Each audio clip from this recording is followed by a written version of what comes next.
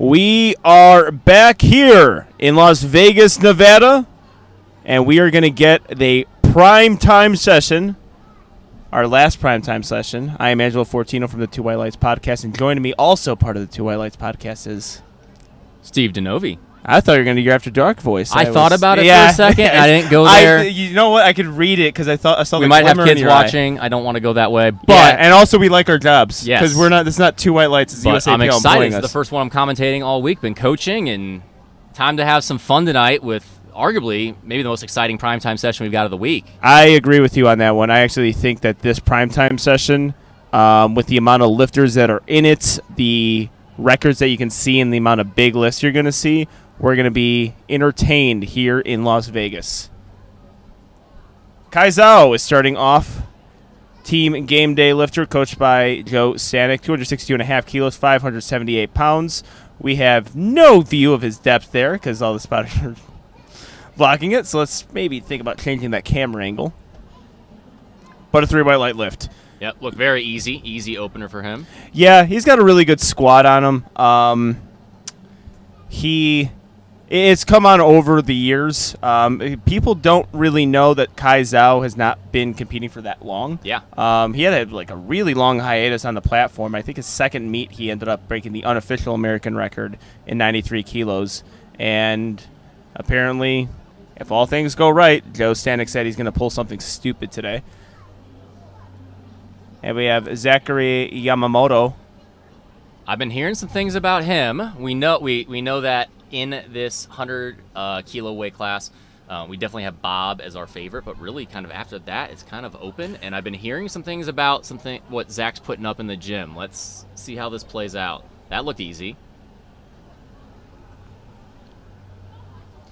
Yeah, that was a good lift. And actually, for Zach, I don't think we gave him the love that maybe he deserved on Two White Lights. Really good meets ahead in front of him, like Kai Zhao, Bay Area lifter, and I believe another California lifter, Camden Wilson here, stacking up with the... And you got an interesting stat on Camden, correct? Yes. Got to thank Squat Meme Deadlift for this one. 11 straight PR total. So he's on a PR total in 11 straight meets that he's done.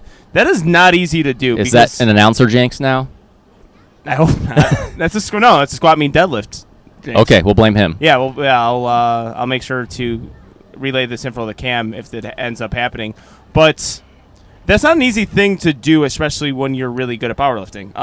Yeah, even for a young guy, I mean, that's impressive, and he's added a lot to his total. I think it went from like 1,200 up to 1,800, and that was very easy. Excellent looking squat. Cam's actually, he's coached by Joey, but he's also one of the flex coaches as well. Yeah, got a good amount of clients under him. Great guy, too. Kyle Power, a guy who I'm very excited to see back on the platform. He was the former record holder in 93 kilo weight class on the deadlift. Took a long hiatus off the platform. I think he competed like 8 weeks ago and able to put up a primetime total. Mm-hmm. New weight class coming up from 93 to 100. 292.5 kilos being loaded on the bar. 644 pounds. I'm expecting a big squat from him today based off what I've seen. He moved decently well. At his last meet, he actually injured his back, I believe, a couple weeks out. So yeah, they two red did lights there. I was going to say it looked a little borderline. Says in 2-1. Move well. I'd be interested to see if they're going to go up from there because they're obviously right in the thick of things. It's going to be tough if they have to retake that. I don't think it was any issue on strength, and he usually doesn't have depth issues. So we'll see if he can come back and sink it. Yeah, great lifter. One of my favorite deadlifts to watch. Clutch deadlifter too. He's had some big pulls to move into placing and win the Arnold back in 2020 as well. Yeah, him and Eric Lapointe, some of my favorite deadlifters to watch. Marcus Adudu now, 300 kilos is his opener. Marcus had a really good showing last year in a 93 kilo weight class at Nationals, up to 100. Weighing light though, only 95.8 kilos, so he is definitely has body weight advantage. I think on everyone but Jonathan Hill. Yeah, And we're talking about the two most jacked dudes in the USAPL, in my opinion. Him and Jonathan Hill. Very good opening squat attempt. And that's really good. He can grind a squat like crazy. So even though that may not look fast in comparison to maybe some other people's openers, for him, that's pretty darn fast. Yeah, put an extra 2.5 kilos on that because he's wearing about 3 chains right now, and they're all heavy. Also, man, just going through the line here, I'm really happy just with all these lifters because now David Wilson, one of my favorite lifters to watch too. So that's why this primetime session is so good. You have David Wilson right now, 110 kilo weight class is his weight class, 672 opener. Had a brilliant meet at the Virginia Pro. You know, the storylines of that meet are Bob. Yeah, and he wasn't even 100%. Got the right graphic. Thank you. He wasn't even 100% at the Virginia Pro and put on a show. He's doing some crazy things in training right now. So one of the widest squatters in the game, but definitely has an ability to make that technique work for him. Yep, and for him, that is a very smooth opener. Another guy that can really grind out a squat. Pretty darn deep to me. I don't think he really needs to change much there. I just keep rolling with 2 white lights and give us the free ad reads. Yeah, thank you, David. 2 white lights. A former guest on 2 white lights. Also, get a little Rice smile from him, too, with that red light there. Now, Lorenzo Wright coming up. He's one of the people in the thick of it for that kind of the podium spots. He has some pretty high openers in comparison, I think, where we had him. Let's see how this moves here. If this moves well, I think we may have underrated him a little bit on our preview show. Absolutely. And he is, I would qualify him as an underrated lifter. Maybe I'll get to a funny story about Lorenzo. Not funny and more so interesting. Okay. Yeah. All right. Yeah. He showed up today. Yeah, I don't see any issues with that squat there, but a fantastic hit. Now, Jonathan Hill, not a lot of people, I think, know of him quite yet. His lifts have been looking really, really good in training. I've been getting, of course, this is what happens when we do our preview shows. Someone does well in training, and then they get either my tag. Actually, it's usually my tag. I don't know why you don't get it. In their comments, y'all sleeping on this guy. Well, again, which we didn't. We gave him a lot of keep compliments. tagging Angelo and letting me off scot-free. I hyped him up, Yeah, so he didn't come blame me. His coach was talking to me. He sent me a deadlift that they did not post. If he can show out today, now he is second based off of openers by a good margin. So if this is another one. If this moves well, he might be in for a day. And as we talked about in the podcast, maybe the most jacked lifter in all of the USAPL. Yeah. I mean, look, you got the competition here. You know my guy's Marcus Adudu. I would do things. He's only weighing unspeakable things for that guy's physique. He's only weighing 94 kilos, too. Yeah, both these but you see him, you talk to him, you see what they do. A solid-looking opener. Good opener, maybe a little hard. I maybe jump 10. I don't have a ton of scouting on him to know if it's hard or not, if I'm being honest. I usually use the reason I use second attempts as the reason I'll say that is not so much the actual velocity, it's more kind of how he had a little bit of shakiness coming up. Yep. That's where I'm seeing it a little bit more. He definitely has more, but I'll say that was maybe a little tough. All right, we got Tevin Jones, age 26, attempting 672 pounds. Having a rematch with Tevin and Camden. They actually did a local meet together. I believe they tied on total, and Camden beat him on body weight. So a little fun rivalry rematch here between Camden and Tevin coming down at Nationals Primetime.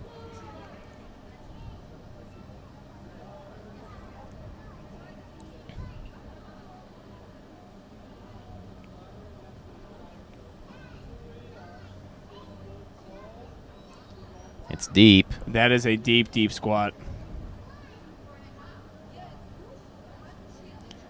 What? That's a weird one to call from the front. Center, that's not a good call. No. I'm sorry.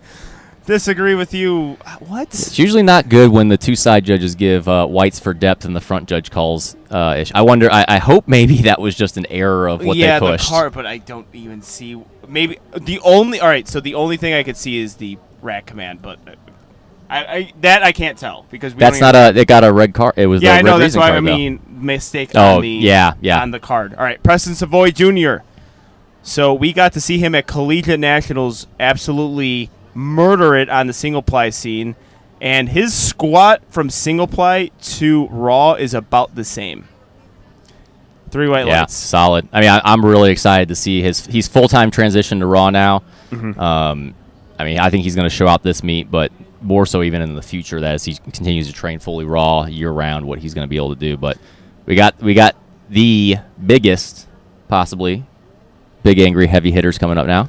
Oh, yeah. We are this Flight A is unbelievably stacked, arguably some of the most stacked we've seen this week, with Bob Matthews, 310 opener. So, interesting thing here. Bob weighed in lighter than, because he usually walks around 220, and he weighed in at 98 kilos. I wonder if he cut a little bit for Dot's purposes. He did. All right, well, there you go. We're staying at the same Airbnb for a little bit. I didn't really get a whole lot of Bob, but Yep. oh. Yep. Let's see what the judges say before I speak too soon. 3 white lights. Wow. I've got a man crush on Bob, and that's solidifying it even further. We're gonna have a day from him. Yeah, that was a beautiful opening attempt. Yeah, but he did cut a little bit there. The matchup's on. So perfect segue here, or perfect lineup here. Bob, then Ashton. That's the matchup we're talking about. Yep. Team Craft back to back. Ash, 325 kilos. Ashton Ruska. Yep. And for people who don't know, I mean, they obviously might know Ashton, but if they haven't seen him compete regularly, this is going to be incredibly fast. He opens up incredibly light. Mm-hmm. He's probably going to jump 30 to 40 kilos for his, or probably 30 or 40 kilos for his next attempt. He'll go incredibly light in his opener here. Yeah. Which 716, calling that incredibly light, is pretty funny. Yeah. He's going to make it look like a joke, too.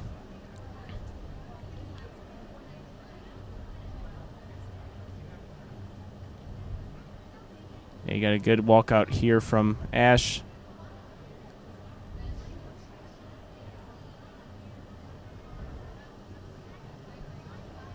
Yep. There it is. Looking pretty solid there. See what the judges say. 2 white lights. Oh, we got a soft knee, maybe? Yeah. It's the only thing I could see. Definitely no up and down. Yep. All right, we're back up to the top of the order with Kai Zhao, training out of Warcat down in San Jose, California. Got to commentate his unofficial American record pull. Big puller. Making a lot of progress on the other lifts, though. Again, this is a pretty good situation for Kai to be in. Young lifter, but again, he's young in the amount of years he's competed, and definitely a good situation to be in prime time. Yeah, and growing into this weight class. So that unofficial American record was at 93, and really the 100-kilo weight class is perfect because he's a tall dude. He's not a 93 based off of height. So yeah, when I saw him in person at Warcat, I could actually see him being 110 kilo in the future at some point, just based off of height. Yeah, he's going to keep growing, and we could see I think a potential I think he's the type of guy who can get a 900-pound deadlift on him as well. It's pretty solid. Yeah, pretty solid. All of his squats look relatively effortless, so if there's any slowing down midway through, that's something to actually take note of. All right.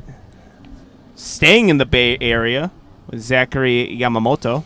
Fairly small jump for him here, only 10 kilos. I thought that first attempt moved pretty darn well, so that was a little bit surprising, but at the same time, as a coach myself, made multiple primetime sessions this week, got to hit lifts. There are going to be a lot of missed lifts, and you're going to see some people sneak into that top 3 just for the fact that they execute on meet day, not necessarily because they are the strongest. I've had multiple people this week that are just maybe are stronger, but they don't execute. They miss lifts. They leave kilos out there, and someone sneaks in. I think that was a good call for second attempt. I mean, Zach, I don't have a great scouting report on him. Not a whole lot of commentary done with Zach, but I think second attempts wise, that looks pretty. Yeah, I think you can jump another 7.5 from 10 from that. Just even jump up. I would go 10. So. All right, Camden Wilson made real easy work of his opener.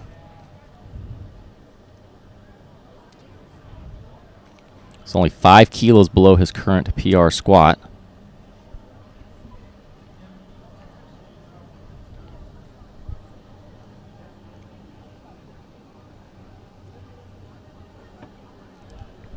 Yeah, fantastic lifter here.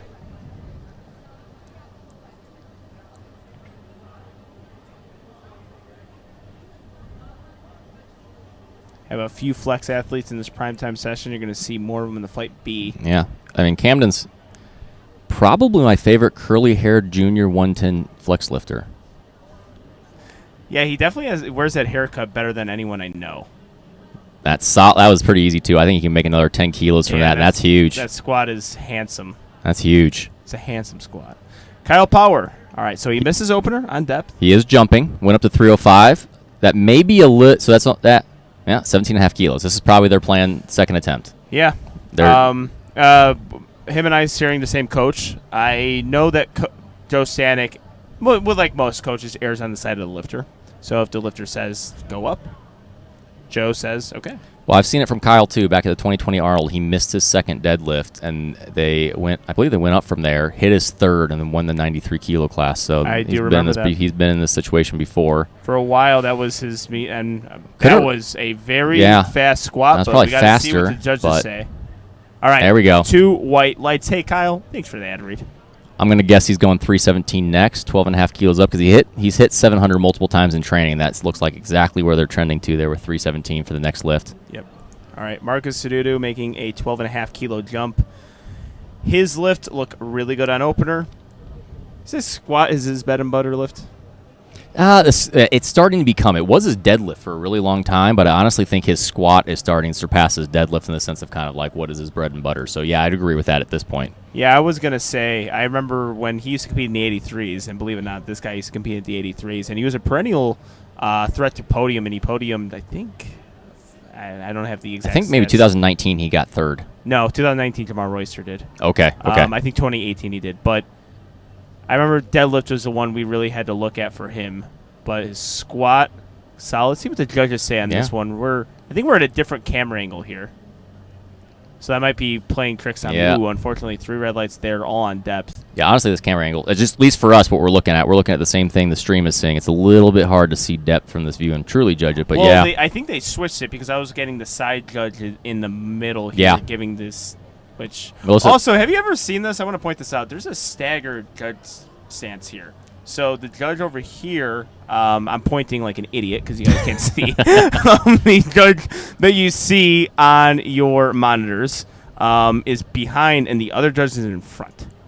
So it happens sometimes. So it looks kind of weird. You would say, why aren't they on the side? Well, from the side, because these are such heavy weights, we're having to have 5 spotters and loaders. And this spotting and loading crews, they aren't small people. Those are some big dudes. Yeah, this is Minnesota. So Minnesota boys. They've got to find an angle to watch from. So it's really dependent on the judge of what they feel they can judge best from. For me, I would rather come to the front a little bit. Yeah, like what you see the gentleman to the my left bottom. But yeah, I got Dave going 705 here. Slow I think hit this down for a triple in training.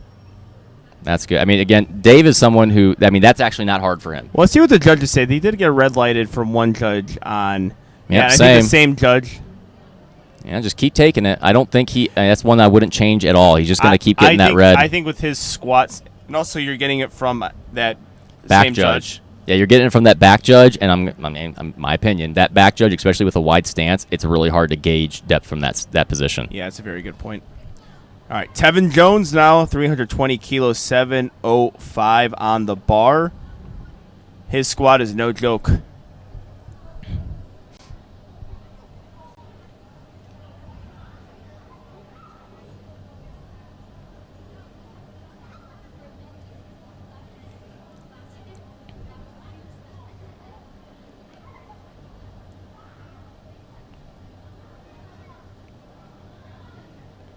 Ooh, very shaky. Yeah. Good job from the spotters there. I'm not sure he would have had depth even if they did. Yeah, it looks like he cut that just a bit high. Yeah. So 3 red lights there.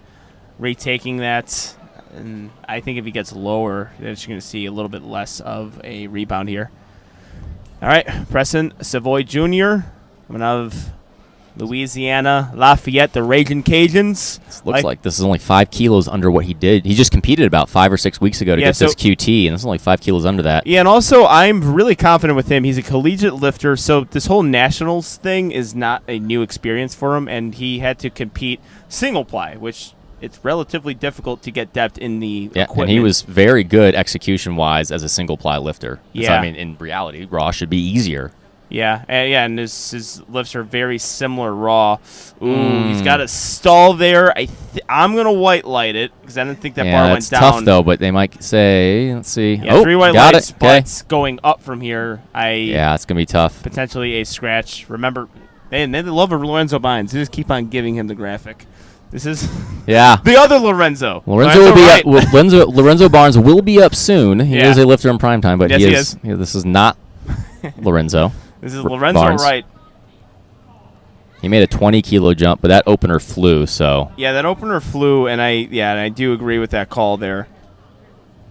Yeah, so Lorenzo Wright, I remember 2019 Raw Nationals. Him and I were talking, and both of us really wanting to be on the primetime stage, and I was really happy to see him on the primetime stage and the amount of progress he's made, and we both were on primetime. So 2019 Nationals, I just remember having a small conversation with him. See if he can have as good of a performance as you did. You did halfway decent. Yeah, I did decent. Yeah. 325 kilos for Lorenzo, former collegiate baseball player as well. That's solid. Oh, he looks good. Yeah. He had a little stick, so I don't want to say he's got a ton more, but that was a really good second attempt. He made a 20-kilo jump, so right there, and you're in a good position, so you can go 5 to 7 and still be in a fantastic position going forward. And, yeah, I'm looking at his openers here. They're some good openers. So, Jonathan, well, maybe he'll prove me wrong here. I said that 305 was maybe a little tough, and he jumped 20 kilos here. Yeah, that's a big jump. I'm really curious to see how it moves, only because this is one of the lifters that I see on Instagram, and you don't really see them in comp. Like, this is the first time I'm watching him in he doesn't post many of his heavy lifts on Instagram either. Yeah, so it's just I'm going to judge, I think, his squatting based on second attempts. I'm still surprised people say we're sleeping on him. I felt like I picked him third. And also, we kind of just had to get the fans out. Yeah. Watching some of his videos. Oh, yeah. Okay. It's a good second. That wasn't bad. I mean, you're going to see. We'll wait for all right, 3 white lights. I honestly think he may have misgrooved that first one because he actually looked more stable on that squat. Did he get a red light from the front last time? No. That was Lorenzo Wright or Tevin Jones. I forget which one. One of them got the red light from the front. Okay. Because I was like, based on that squat, I felt like that was deeper, but potentially misremembering it. It's been a long week for me. Bob Matthews. All right. Fantastic opener. Jumping up 17.5 kilos. Bob Matthews has been on the scene for a very long time, but the Virginia Pro was definitely the meet that made everyone stand up on their feet and realize he could be the best lifter in the USAPL. Deep. Oh, dang. Oh, my. Wow. Oh, my. Wow. I'm going to guess he goes 345 on his next one. He's going to jump 15 kilos. Or 17 and a half maybe again. 15 to 7. Wow. All righty. What I would do to be like Marcellus has an interesting job, right? Just going with Bob Matthews to Ashton Ruska, figuring out their jumps. I think it's a skill handling some of these just absolute freaks of nature. Yeah. And these are like the 2 biggest freaks of nature that I've seen in powerlifting. Bob Matthews, Ashton Ruska. Ashton Ruska does, he removed the glasses. It's getting serious. Oh, it's getting really serious. Very serious. 782. This should still move pretty easy for him. I mean, he hit 827 in training, and usually he tends to try and match what they do best in training. So I'm going to guess that's about what they're going to go for based on this move, how this moves. So, yes. And Ashton Ruska has been relatively relaxed all week. I've seen him many times. He specifically told me this was going to be an epic performance this week. He's really shaky right now. Yep. He might have an issue there with the soft knees again at the start. Yeah. He's a little slower into the hole, too. Yeah, they had to grab that. I did not like that walk out there. No. Unfortunately, we're seeing something. We're going to see. I'm gonna guess they need to retake that. Oh yeah, for sure, absolutely. Because of how much they jump from that opener. If he doesn't hit this, honestly, that might actually open it up for Dave Wilson. That's a plausible scenario because of how light they open. Yeah, that's a very good point there. All right, Kai Zhao up next. We are back to the top of the order. Yeah, because obviously we know Ashton was a light, but if he doesn't hit this, Dave has a forecasted total. Dave's still a little bit behind. We'll see. Yeah, well, I mean, really with squats, I mean, again, a 1-for-3 squat would definitely put you behind the 8-ball. Yeah.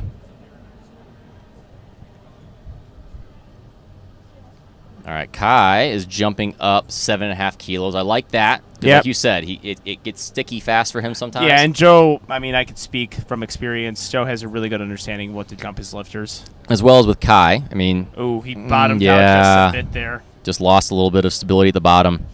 I was going to say, especially someone who, at this point, he is definitely relies heavily on his deadlift. You just need to get your subtotal as high as possible and let your deadlift kind of do the rest of the work. And also, I think the last meet I commentated for him was I think he just broke 600 on the squat. Yeah. So you're just seeing consistent progress from him. All right. Zachary Yamamoto. Just jumping 5 kilos. It's pretty conservative from what we thought on the second attempt. Let's see how this moves, though. Yeah, I was predicting 7.5. So less than that.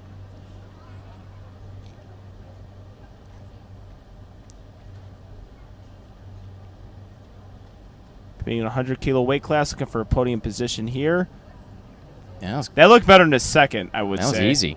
Yeah, that was really easy. Well, again, maybe, like I said, some of these times you just got to kind of hit lifts and maybe be a little bit conservative and just let your total build. Well, that's why lifts like Nationals and IPF Worlds are so different, because you're not really seeing what exactly the lifters are capable of. Yeah. Well, as Matt Gary says, there's only one day in the world, or one day of the year you can be a national champion or on the podium, and it's today. There's other days you can hit PRs and go YOLO, but it's not always about trying to PR and push yourself to the limits at nationals. It's about building a total and playing the strategy. If you're hitting lifts, you're going to find yourself usually at the end come deadlift in a situation where you can start jockeying for position. Yeah, I was telling people prior, this is for my own personal experience, a much better meet as far as how I felt compared to the Arnold. But I'm like, I easily know I could total 797 just based on trying to get placing, because it's all about the placing for us. All right, Camden Wilson up next. Let's see how Cam handles this squat. I liked his first 2 attempts, and that's a perfectly called third. Yep. Let's see what the judges say. Yeah, that's going to be good. 3 white lights. It is. Really good squat session for Camden. That's a big 2.5 kilo meet PR. He's right in that thick of it, so every one of these lifts counts. Kyle Power goes up 312. Yeah, a little less than I thought. I thought he was going to go to 317. So 312.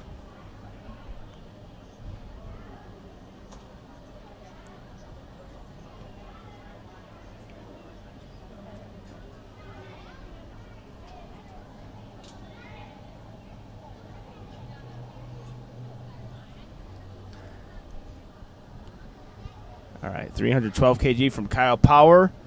I don't know. If he got called for his first, I might say this was just as high as his first. Yeah. Yeah, 3 red lights there. Yeah, so it looks like he knew it. All right, Tevin Jones 2.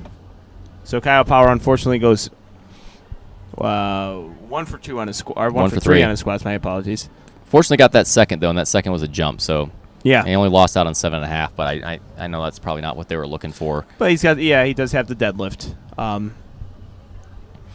Tevin's second attempt was hard. Yeah, he cut it high. He cut it high, and he couldn't really get it on strength. So whenever he... Well, looks like I think that he may be passing and just letting the timer run out. Well, possibly. I usually start making that decision at 30 seconds? Yeah, about 30 seconds. I'm calling it early. I'm predicting it, and if I'm right, I'm going to look genius. Yeah. The reason I say that is because of what the spotters and loaders are looking at. Good point. Okay. What you can tell a little bit early because they're all looking over there.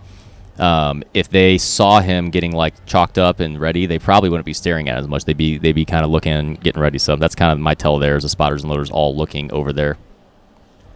Yeah. That's a good point, and so what now I'm calling it. And so what he's doing here, for those who don't know, is he's just letting himself time out because he's passing on this attempt, and it's a kind of a courtesy you do, so everyone still gets proper rest. Because if he was just to put in 0 and pass on the attempt, well, then that's one less lift that people get to rest before their attempt. Yeah, and I actually want to say, like, as a competitor, it really doesn't affect me. Like, if someone's like, we're going to scratch, I'll give you guys time to rest. I actually think it's really good for the spotters and loaders. It's good for them, and it doesn't affect you because if it's only one person, it's not a big deal. But think if like 5 people did that all of a sudden. So it's usually just common courtesy because if multiple people all of a sudden do it, then it starts getting shorter. If it's one person, you won't notice, but you can't predict if just one person's going to do it. So yeah, actually, if I'm being honest, it does the opposite for me. I actually like a little bit shorter rest in between sets or attempts. All right, Marcus Dudu here. He is looking. He actually went up in weight. 12.5 kilos. Which, I mean, the strength was definitely there. It did look like he cut his squat a bit high. This is important because if he doesn't hit this, that's going to be tough to come back from only 300 kilos on that first attempt on your total. Yeah, he got 3 red lights, too. I think he's got the strength for this. He's just got to sink it. He can grind one out. Knowing Marcus, and he's a guy who can do that. I think it's deeper. Yeah, I think he's going to get that. Let's see what the judges say. And this would be huge if he's able to hit this. Oh, unfortunately, 2 red lights. They do have an ability to challenge here. Yeah, that's tough to protest that one with both side judges say red. If it was red from the front and red from one side, maybe you'd be able to kind of have a little bit of a better option. But when you got reds on both sides, that's going to be one that's going to get you likely aren't getting that overturned. Let me ask you a question. Is it $100 if you're challenging your own lifter's Nope. attempt or only the other lifters? If you can protest your own attempt really as much as you want, but if you are protesting another lifter's attempt, you have to pay $100. And if you get it right and they overturn it, you get the money back. If you're wrong, they keep it. And that's basically just to kind of keep it accountable so you're not protesting people all the time. Yeah. All right. That's that. The clarification. Pretty small jump from Dave. I thought he was going to go 7.5 to 10, so 325 here. Yeah, he might. Which he's really his own coach. Yeah. In this, one of the very few people who's able to be a high level competitor and coach themselves. That was the right option. Attempt selection, and he's been getting that same consistent red light from that judge. Yep. Same one. David, thank you for 3 ad reads. 2 white lights. Excellent job. And the note, Dave is being handled by Hanny Jezzarilli, which is his meet day handler at every one of his meets, going back to when he won nationals and before. And Hanny's a prior Worlds team coach, so they've had a really good relationship there with attempt selection for years oncoming. Mm-hmm. All right, Preston Savoy Jr. Going up 2.5. I mean, like you said, I probably would have just passed on this. Well, maybe there again. You see the spotters and loaders just kind of staring over. This is another one that I wonder if he is letting it time out. And this is where, as I just said, this is good courtesy because if both of them would have just passed and wouldn't have timed out, that would have shortened the rest time for most of these lifters by 2 to 3 minutes. Yeah, good point. So that's why you do it. You don't know how many people are going to do it, so you just go ahead and put your attempt in, let the time run so that we can keep the actual rest times pretty consistent. Yeah, and then for us commentators, figure out what to talk about for a minute. Well, fortunately, between me and you, we can banter. We can banter. We can have some fun. Yeah. And as you say that, I'm at a loss. I don't know what to say. I'll say Jonathan Hill's coming up. Okay, he's going to be jumping 5 kilos. So that's, from 20 kilos to now 5 kilos. I think maybe that second attempt, 330 for his third probably is good, but just the jumps were not the best distributed. Yeah, I agree.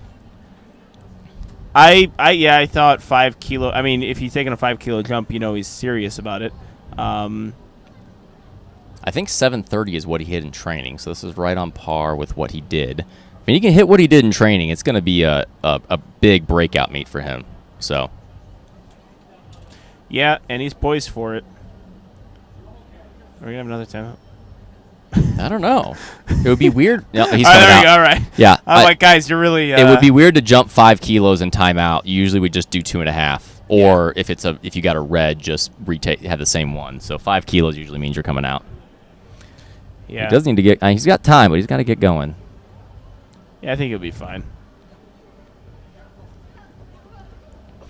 the timer, you do not have to complete the lift. You have to start the lift. Yes.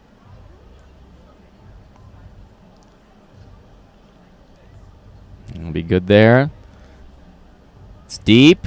Oh, yeah. Unfortunately, was not able to get through that midway sticking point, so he goes 2 for 3 on squats, ends with 325 kilos. All right, Lorenzo Wright. It's Lorenzo Wright. Thank you. there we go. Too many Lorenzos in primetime. 337.5 kilos. My mistake. Be a 2.5 kilo PR. Yeah, I really liked how his first two moved. So we are waiting for his attempt, but yeah, this will put him in a pretty good position in this 100 kilo weight class.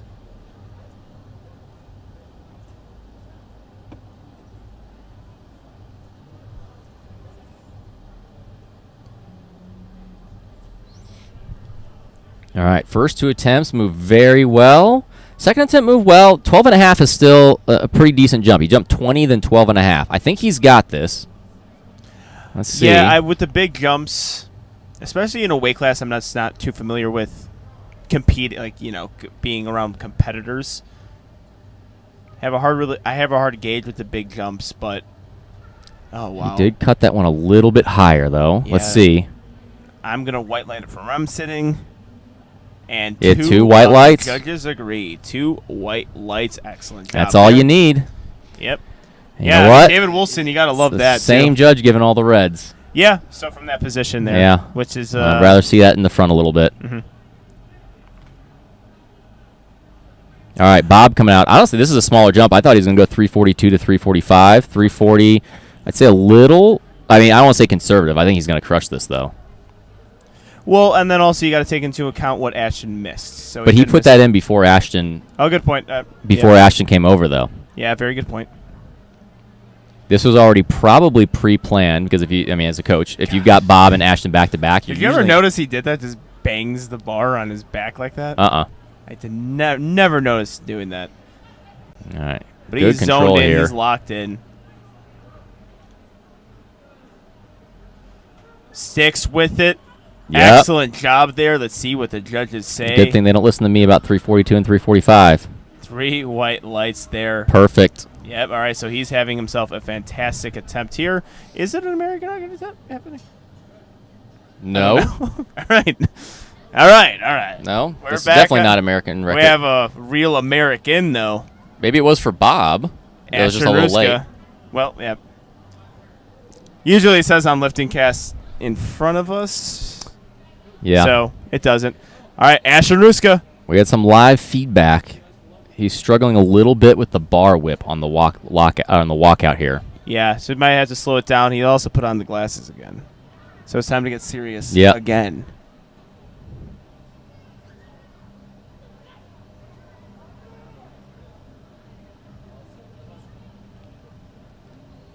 All right, let's. I'm gonna take a quick look. Looks like he is just shaking on it just a little bit. The walkout was a bit rough for him last time. Yeah. It's a little. It's a struggle, but it's a little better than it was last time. Let's see if we can control it.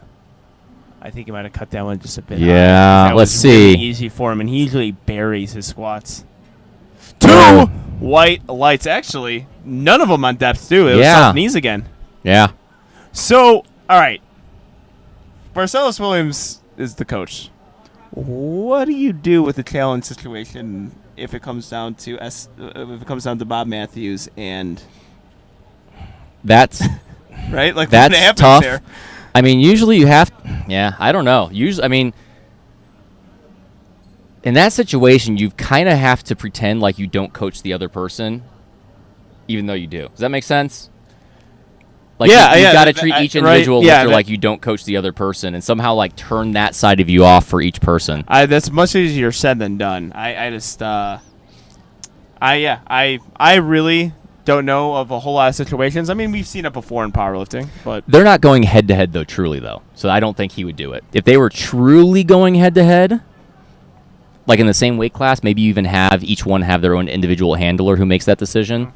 But they're not truly going head to head. They're just kind of going off a dot. So in that case scenario, I don't think he's ever going to do anything there. All right, we got the super heavies now. Connor Williams, or Wilmus, I'm sorry, Connor Wilmus, naked knee squats. Gotta love it, right? Look at that rack height. Yeah. 3 white lights there. Just a throwback, just an old school guy. Matt Cronin, not to be confused with Matt Cronin. Matt Cronin. There are 2 Matt Cronins, and they've historically been confused. It's Yeah. good that they got the right Matt Cronin graphic up there, because this is... Isn't the distinction Big Matt Cronin for small Matt Cronin? This Yes. is Big Matt Cronin. I believe they refer to each other equally as the fake Matt Cronin, Okay. but it depends on your side. I coach the other Matt Cronin, so therefore, to me, this is the fake Matt Cronin.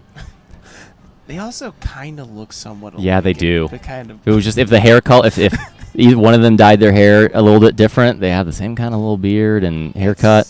Yeah, they're not helping here. Yeah. Matt Cronin, 125 kilo lifter in the Primetime session. He's coached by Bill McCarthy, correct? Yes. Wild Bill. That was very solid. Excellent attempt. 3 white lights there from Matthew Cronin. Very good. All right, Joshua Longoria. I believe both of us picked him as favorites to win the Super Heavies. Yeah, but this is close. Josh Longoria and Lorenzo Barnes. We've already seen Lorenzo Barnes in a graphic incorrectly. But Josh and Lorenzo, it's going to be close. Let's see. Based off of forecasted total, Lorenzo's got a pretty hefty advantage. But the thing is, Lorenzo struggles sometimes come deadlift.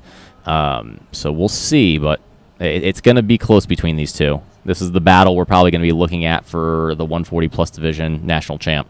Yep, 100% right on that, Steve. Bar is ready for Joshua Longoria. I believe out of Austin, Texas. Lift ATX. Coached by C.T. Whitney.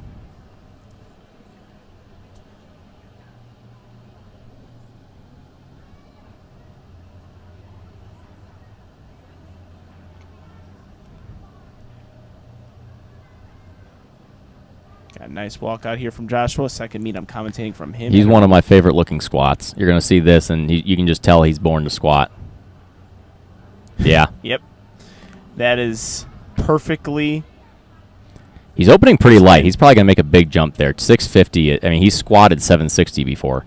So Yeah. I think he's going to make a pretty darn big jump from that. Yeah.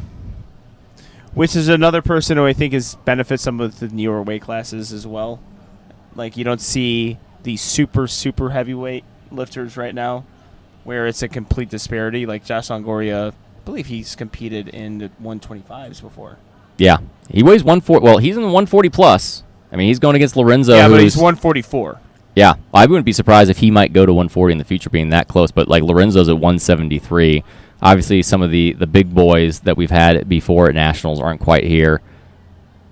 Yeah, but it's usually just 1 or 2. Yeah. You know, it's just, not built the same, right, as regular people. Yeah. You see a lot of the, the shorter varieties like myself in the 82 and a half kilo weight class. Nathan Alexander, 125 kilo lifter. Masters 1 lifter as well. Yeah. I'm going to guess he might win the Masters 1 division. Got to respect it. Big brace there.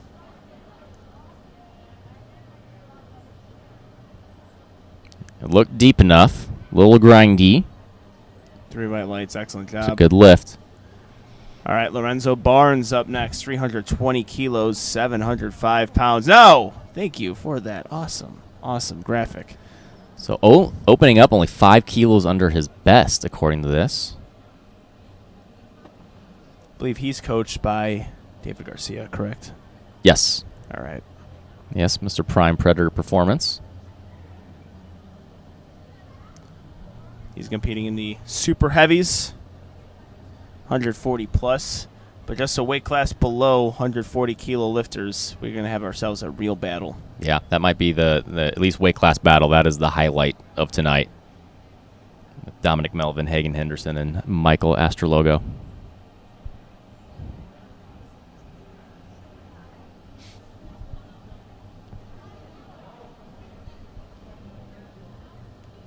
Stars and stripes forever for that platform attire. Look, David Garcia was already jumping prior for him getting the squat. He liked it. 3 white lights, yeah. So the coach knows his listeners dialed in. Yeah. All right, next up we got Kevin Wynn. Kevin is going to be him, Blake Atwell, and Jared Martin are going to be likely fighting for these top 3 placings in this 125 class. We talked on 2 white lights. Probably Jared Martin's the heavy favorite, but I'm looking at forecasted total. We haven't seen Blake Atwell in a while. We didn't see enough of his training to really kind of get a good idea, but he's only 10 kilos off of where Jared is forecasted, and Kevin's just about another 20 kilos behind that. We saw a huge meet recently from Kevin, and seemed like he kind of sandbagged some of those lifts too. Yeah, he's one of those effortless kind of lifters as well. It's not hard until it is. As primitive as it may sound, that's what it really seems with him, but he is a fantastic lifter, and I would agree with you. It would be between Kevin Wynn and Blake Atwell here today. I actually got to see that meet at Texas Training Systems in San Antonio, and he absolutely crushed it. Yeah, that's what I mean. Very easy opener. You're gonna see that almost on every single lift. Got some charisma on him as well. An entertaining lifter to watch. Dominic Melvin up next. The Diesel, Dominic Melvin. As I said, Dominic Hagen and Michael are going to be super close. Michael's coming out with the highest forecasted total, but that doesn't always mean much. Forecasted totals we saw that especially in the 75 kilo class. You can even put in fake attempts if you want to make your forecasted total look a little bit bigger than it really is. So, I mean, Dominic Hagen and Michael are all within like 10 to 20 kilos of each other, and it comes down to who's going to make lifts today on this. But this is one of my favorite classes to watch this week. For one of the reasons, like you said, because of these new weight classes, these 3 are looking at possibly being national champions. If we didn't have these new weight classes, they'd be going against the heavyweights and likely be at a significant disadvantage just from the fact that it's way less. So I really like the addition of this class. I do too. You get to see some other guys flourish. And 722 opener, Dominic Melvin, that looks solid. Let's see what the judges say. 2 white lights. Is that yellow on a track command? Maybe a command or a foot moving or something. I don't know. I mean, yellow can mean so many things, so it's hard to even tell what a yellow is sometimes. I don't. Yeah, I'm not sure either. Isn't it yellow, everything that's not red or blue? Well, yellow is the one that can be like a litany of things, and it's hard to tell sometimes. Yeah. Blake Atwell. I'm actually excited to see Blake Atwell compete. Really, because I know he's an incredibly strong lifter. Had a fantastic meet at the Arnold. No, that was Jared Martin. Oh, Jared Martin. I'm sorry. I apologize. Jared Martin had the big meet at the Arnold, but Blake and Jared have been going back and back in this class for a while, and they were always secondary to Dennis Cornelius.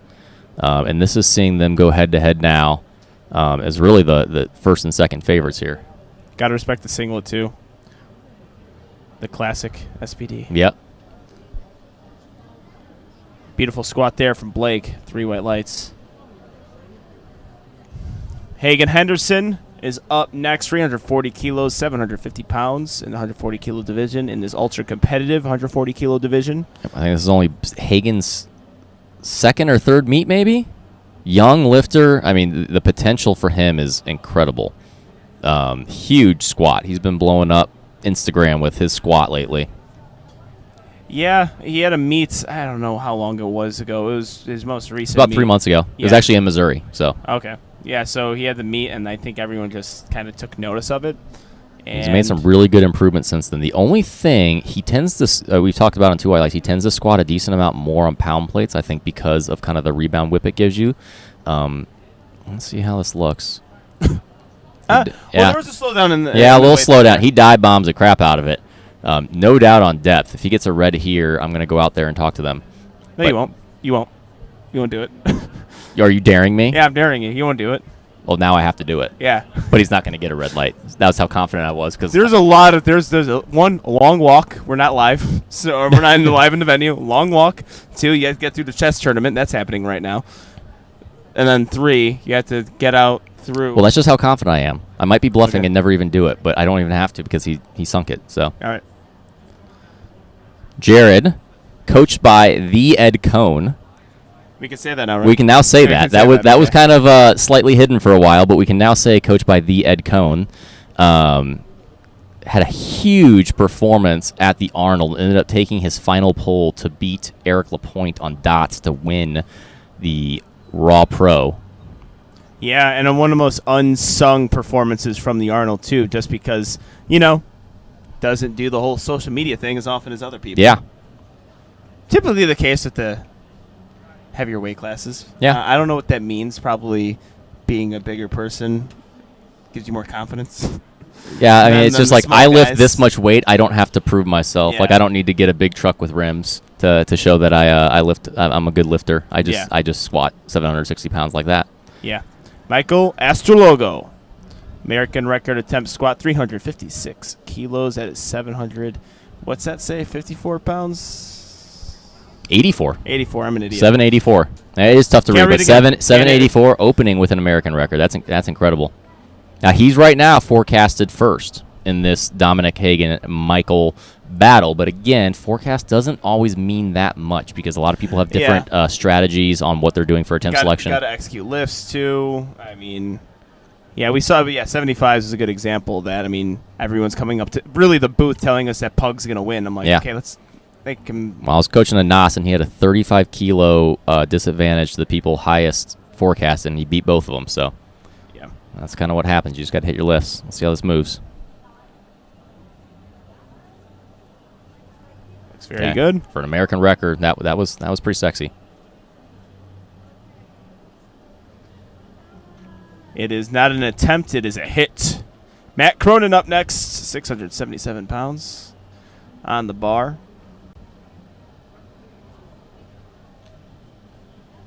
Very scholarly. Yeah, looking dapper in that profile picture.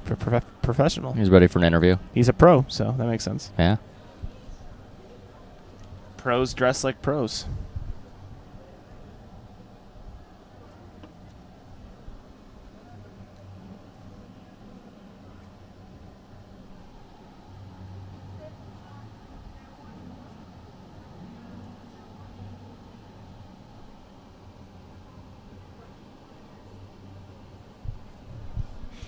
All right, coming out, this was a 12.5 kilo jump over his opening attempt, which I honestly think he could have done even more.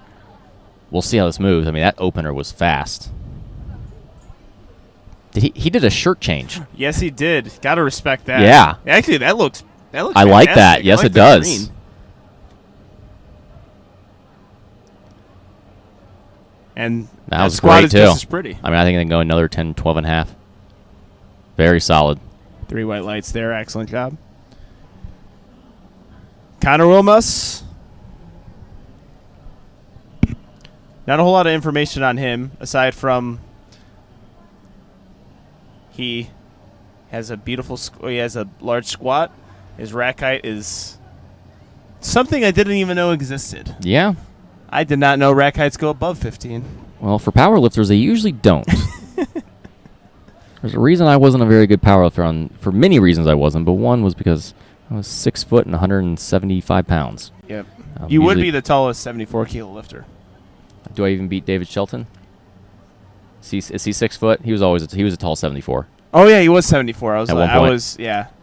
Oh yeah, you would definitely beat him. Okay, Connor. Not on total, obviously, but 30 kilo jump. That opener was very easy though. He doesn't have knee sleeves on. I like no that. No wrist wraps. He has that belt high. Who doesn't love a guy like this? 3 white lights. He fears nothing. You go that raw, you fear nothing.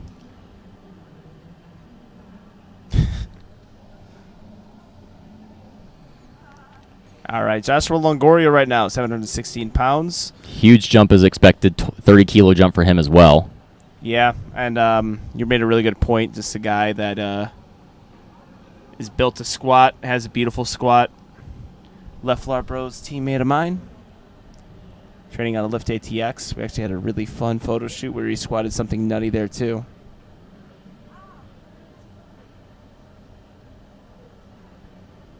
It's been a good week for Left Lar Bros. It has. It has been a very good week.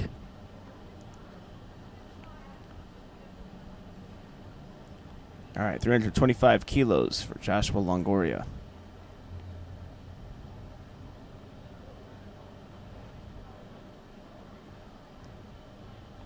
Taking the time with that walkout.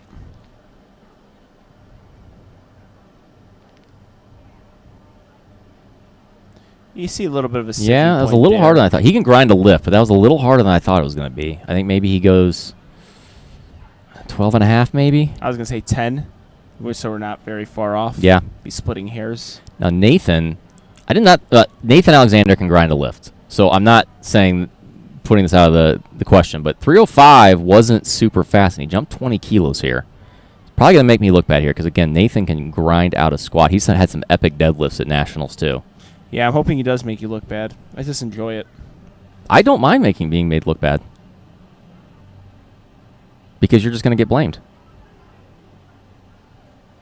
Yeah. The unfortunate thing of... I don't know why. I honestly don't know why. Because you have more Instagram clout than me. Okay.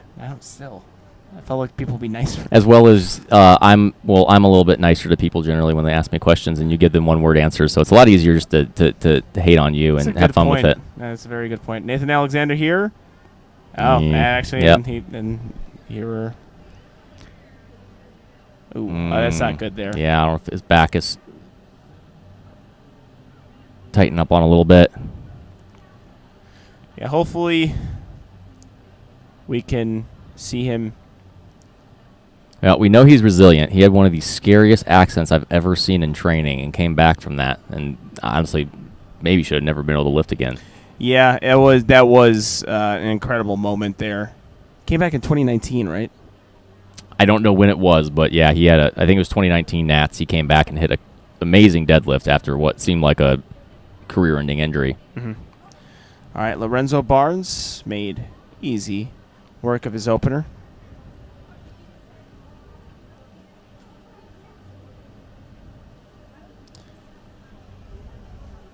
I was saying A7 actually creates my favorite American flag or Patriot attire. No, the fit is great here. I like the fit. I like the squat too. Yeah, Lorenzo Barnes is a legit lifter. Nice. Powers through that sticking point nicely. 3 highlights. All right, Dominic Melvin. I did think that opener was a little slow, but I didn't know exactly how his squats move typically. Only a 7.5 kilo jump, so that kind of tells me it actually did move slow.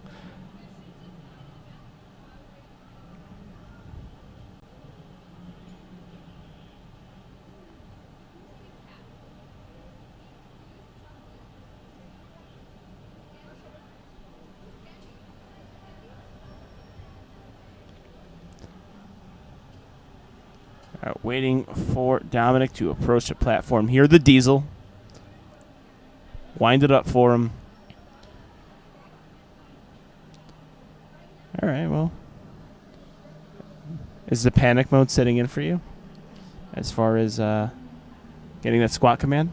He's got 20 seconds on the clock. Yeah, 20 seconds is usually enough. I was milking it Okay. for mine because I wanted to get all my intro song. Got it. I don't even remember what your intro song was. Wow. Yeah. I think he can go another 5 to 7.5. It's a bit tough. It honestly wasn't that much tougher than his opener, though. But Yeah, he's good got depth. 3 white lights. He had a red light his first one on. It was a yellow card. By the way, I've been told my commentary on saying that a yellow card is just anything that isn't a red or a blue card. was the most obvious. Was really good. It's incredible insight. I'm a modern day Harry Carey. That's a Chris Collinsworth type statement. That's accurately would be Harry Carey. Okay. In the situation, just giving you the most obvious information and thinking that it's insightful. All right. Similar to Dominic, I thought Blake's opener was maybe a bit tough, and 7.5 kilo jump kind of confirms that it may have been. Yeah, really with this weight range, you don't see a whole lot. And he's kind of a high bar squatter, so usually on high bar, you're going to hit that sticking point fast. It's going to go from easy to hard quickly. Yeah. Yeah, very narrow stance. Good call, Steve. Yeah. That's about a third attempt. I think he's going to have that, but I wouldn't be surprised. Oh yeah, if he's that's gonna, what I mean. Yeah, if he scratches, he's going to probably scratch his third. Yeah, you're going to look at the polar opposites here in squats because you have Kevin Wynn now. And again, we talked about forecasted total. Blake was ahead of Kevin and pretty close behind Jared, but now Kevin's jumping 22.5 kilos and Jared jumped 20 kilos, and all of a sudden now that forecasted total is kind of out the door. Yeah. Kevin Wynn also just a very young lifter too. I believe he's 22 years of age. Saw Christian Aboué, or Jaime Aboué. I don't know what name he's going by in the USAPL. Chestnificent is what everyone knows him as. The actual name changes depending on the meet. Yep. Chesty.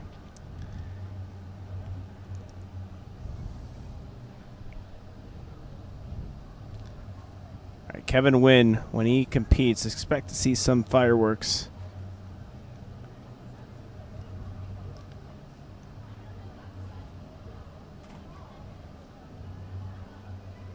Wow. See, again, Yep.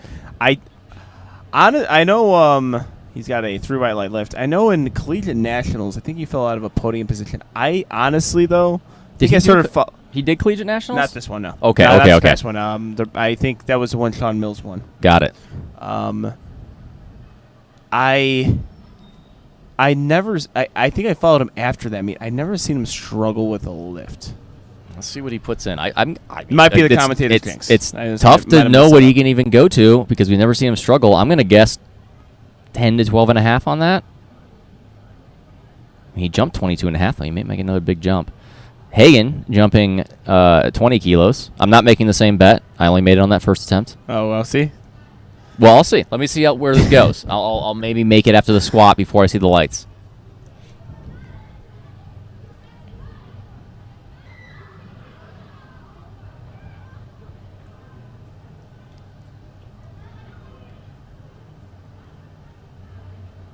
Ooh, unfortunately there. Yeah. Couldn't hit that. I would be happy to say that was depth again, but yeah, that was a hard stick out of the hole there. Yeah, just based on how that first moved.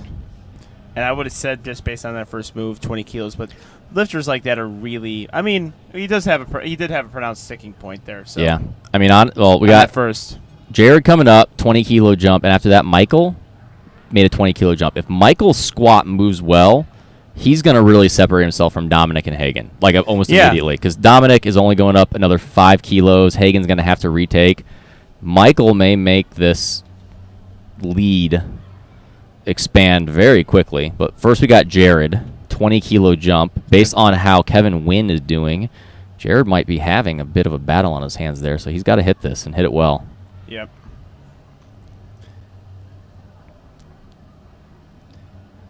$804 on the bar for Jared. Was it pretty solid? Yeah, it's going to be a good lift, I think, but it was tough. I don't know if he's got a ton more over that. All right, we have another American record attempt for Michael Astrologo. 140 kilos, or 140 kilos is his weight class. He smoked that first one. I expect this to move pretty darn well, too. And again, if he hits this and Hagen can't come back and hit that third, it's going to give Michael almost a 40-kilo forecasted lead. And that's going to be tough to make up because I don't think Michael's opening up too heavy. He's got some pretty good attempt selection here based on what we're seeing on this first squat. Yeah. We'll see. He's got to hit this. I think I had him third, too, so that'll... Yeah. At this point, those preview shows seem like we did them 6 months ago. Yes. We very much did them way too early. And we had no other choice. Oh, yeah. And also just within this week, it feels like it's only a week that we Yeah. dropped a podcast episode. Speaking of which, listen to Two White Lights. We'll be having those recaps coming out soon where we'll can't wait. Talk about all the things we did wrong and all the awesome things we've seen. To the basement with it. Yeah. Looks good. Yeah. I think you could squeeze definitely more kilos out of that. Yeah, another 7. Also, you have not a lot of freedom what you can do now, because if Hagen misses, you don't really have to go super aggressive or potentially take a planned third. That was the case. And he can chip. He can literally put anything on the bar he wants because of that chip. Yeah. We had that situation with our session at the 82.5s. Like, the goal was hit your first 2 attempts on squat, see what happens with everyone else, then we'll decide your third. Mm-hmm. So going less than a gym total. That's the different thing with nationals is you are playing a test match as opposed to just trying to hit PRs on all your lifts. It's good too, of course. Yeah. But I mean, the fact is people are going to miss lifts. That is the amount of people going to go 9 for 9 today is going to be limited. It is very hard to go 9 for 9. So the more you hit lifts, the better position you're going to be in, especially in regards to hitting squat and bench. So come deadlift, you aren't having to play catch up. All right, well, Matt jumping 10 kilos. I thought his second attempt moved really well, so I think this is very much in his wheelhouse.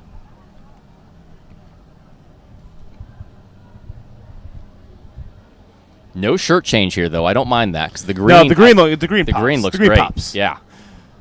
Matt Cronin, God, they popped that squat up pretty easy too. That was a really good 3 squats that he just took now.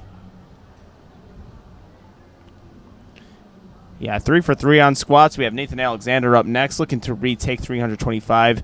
Just didn't seem like they have the proper rebound out of the hole there.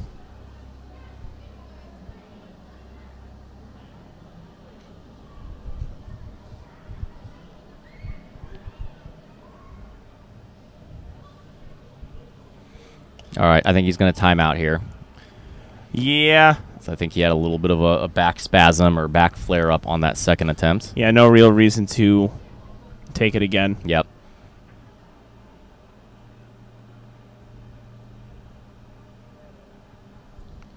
Yeah. 40 years of age, has hit 325 in comp before. After him, we have Joshua Longoria, who made a relatively conservative jump from second to third.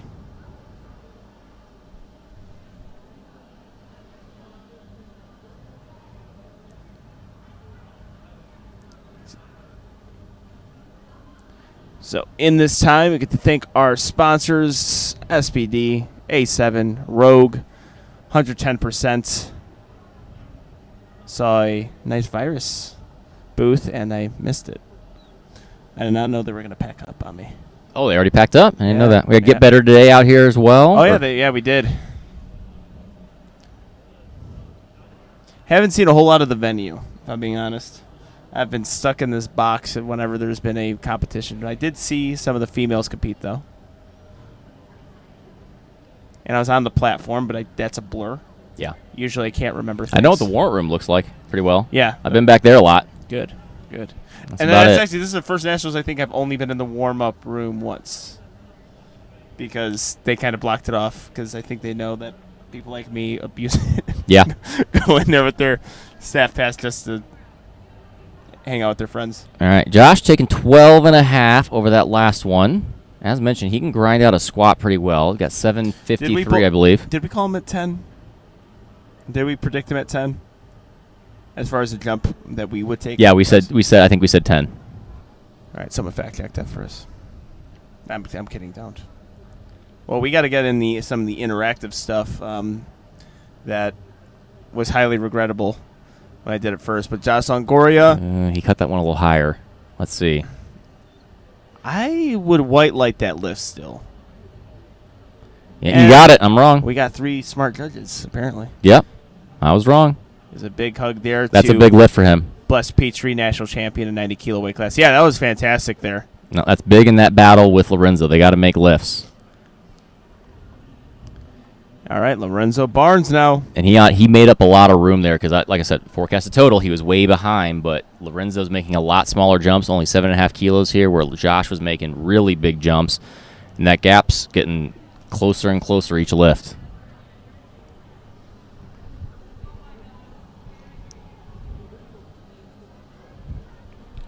All right, hyping up the crowd. Getting the crowd into it. Lorenzo, great guy. I think he coached himself. No, we talked about David Garcia. No, Lorenzo, a coach himself. Oh, a coach himself. Yeah. Got it. You're only 2 feet away from me. So and have headphones in. Probably, for some reason, I'm slurring my words, and I don't know why. I don't know. Lorenzo Barnes. Settling that bar in.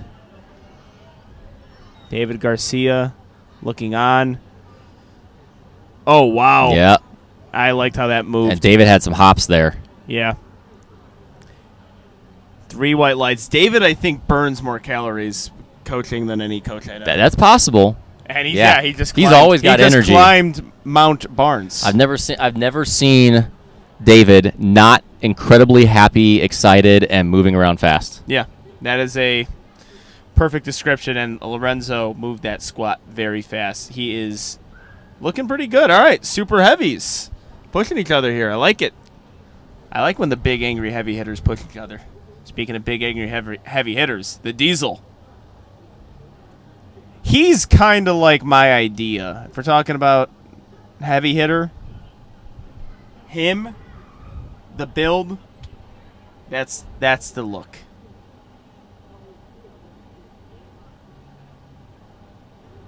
He's got that really wide squat stance.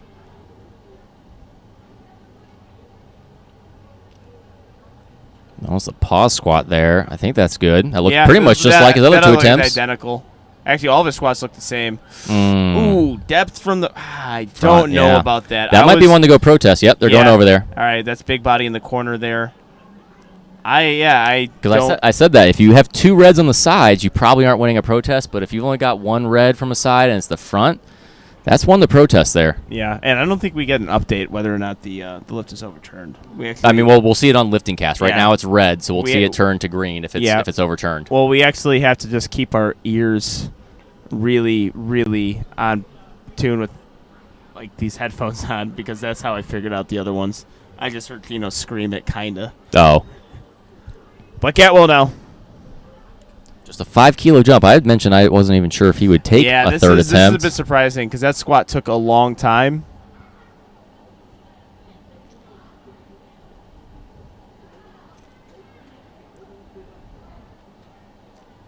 Yeah, really upright position here on squats. Nope. Yeah. Yeah, really at the same point there. Fortunately, couldn't get it. We have Connor Wilmas up next. Goodness gracious. Yeah, that is the 30, biggest jump 35, I've seen. 30 kilo and then 35. He's I think he's trying to make a case here for favorite lifter. He's got to hit this. You got to hit this to warrant a 35 kilo jump. But if he does this raw, no knee sleeves, no wrist wraps, this man is legend. I am legend. Dennis Reynolds.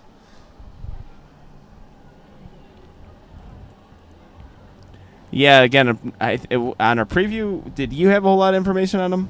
No, we picked him third. We didn't have very much information at all. We just picked him third base off his nominated total. But I really if a guy is going fully raw like this, I think he's a man that isn't usually going to be posting much. He's confident in himself. He's a man of character. Yes. Yeah, look how he holds the bar, too. He's just your average strongman. Oh, no, couldn't get that. Biggest thing there is what I can almost tell from the beginning that wasn't going to be as good because he changed his descent speed. Yeah. Pretty significantly. Good call there. All right, Kevin Wynn now. 12.5 kilo jump. Thigh light and one.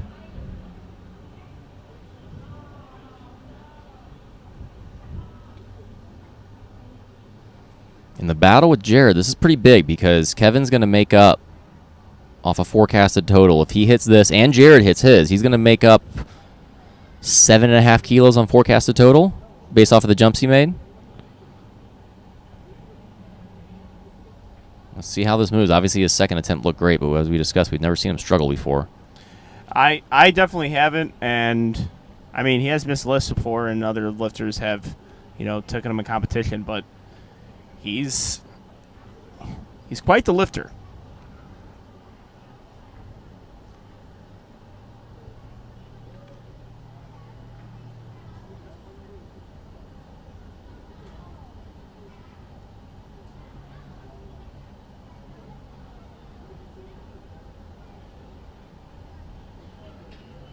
looks good on his back.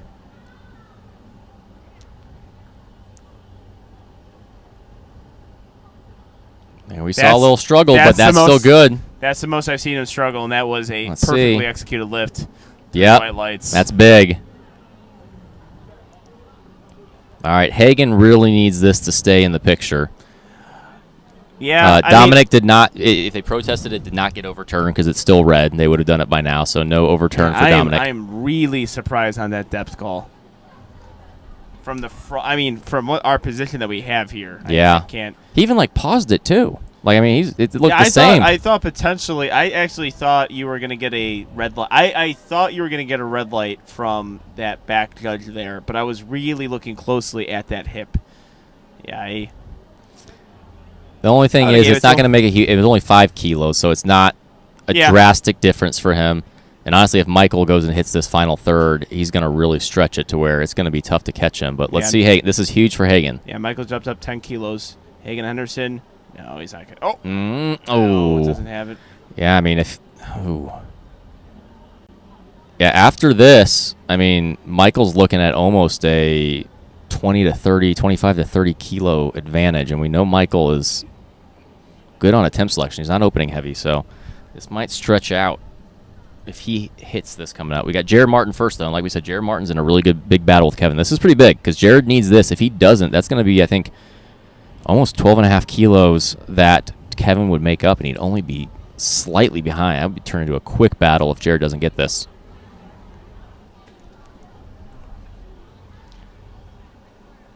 We're above 800 pounds on the squats now. Pro lifter, Jared Martin, massive meet at the Arnold.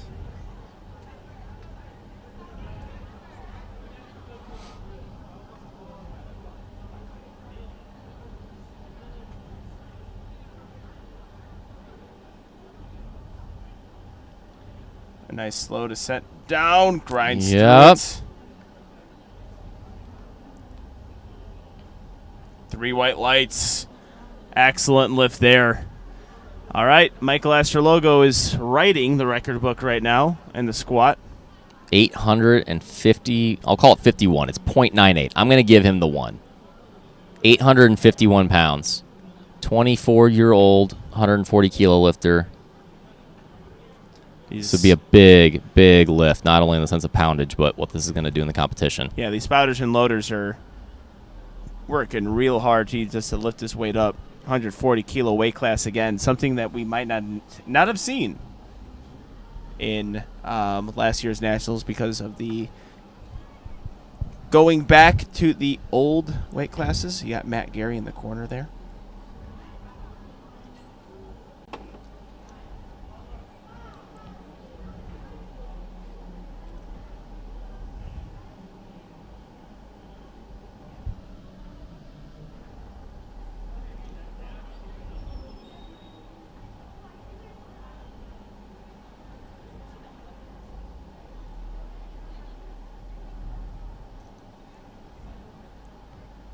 He looks solid on that. Very short walkout.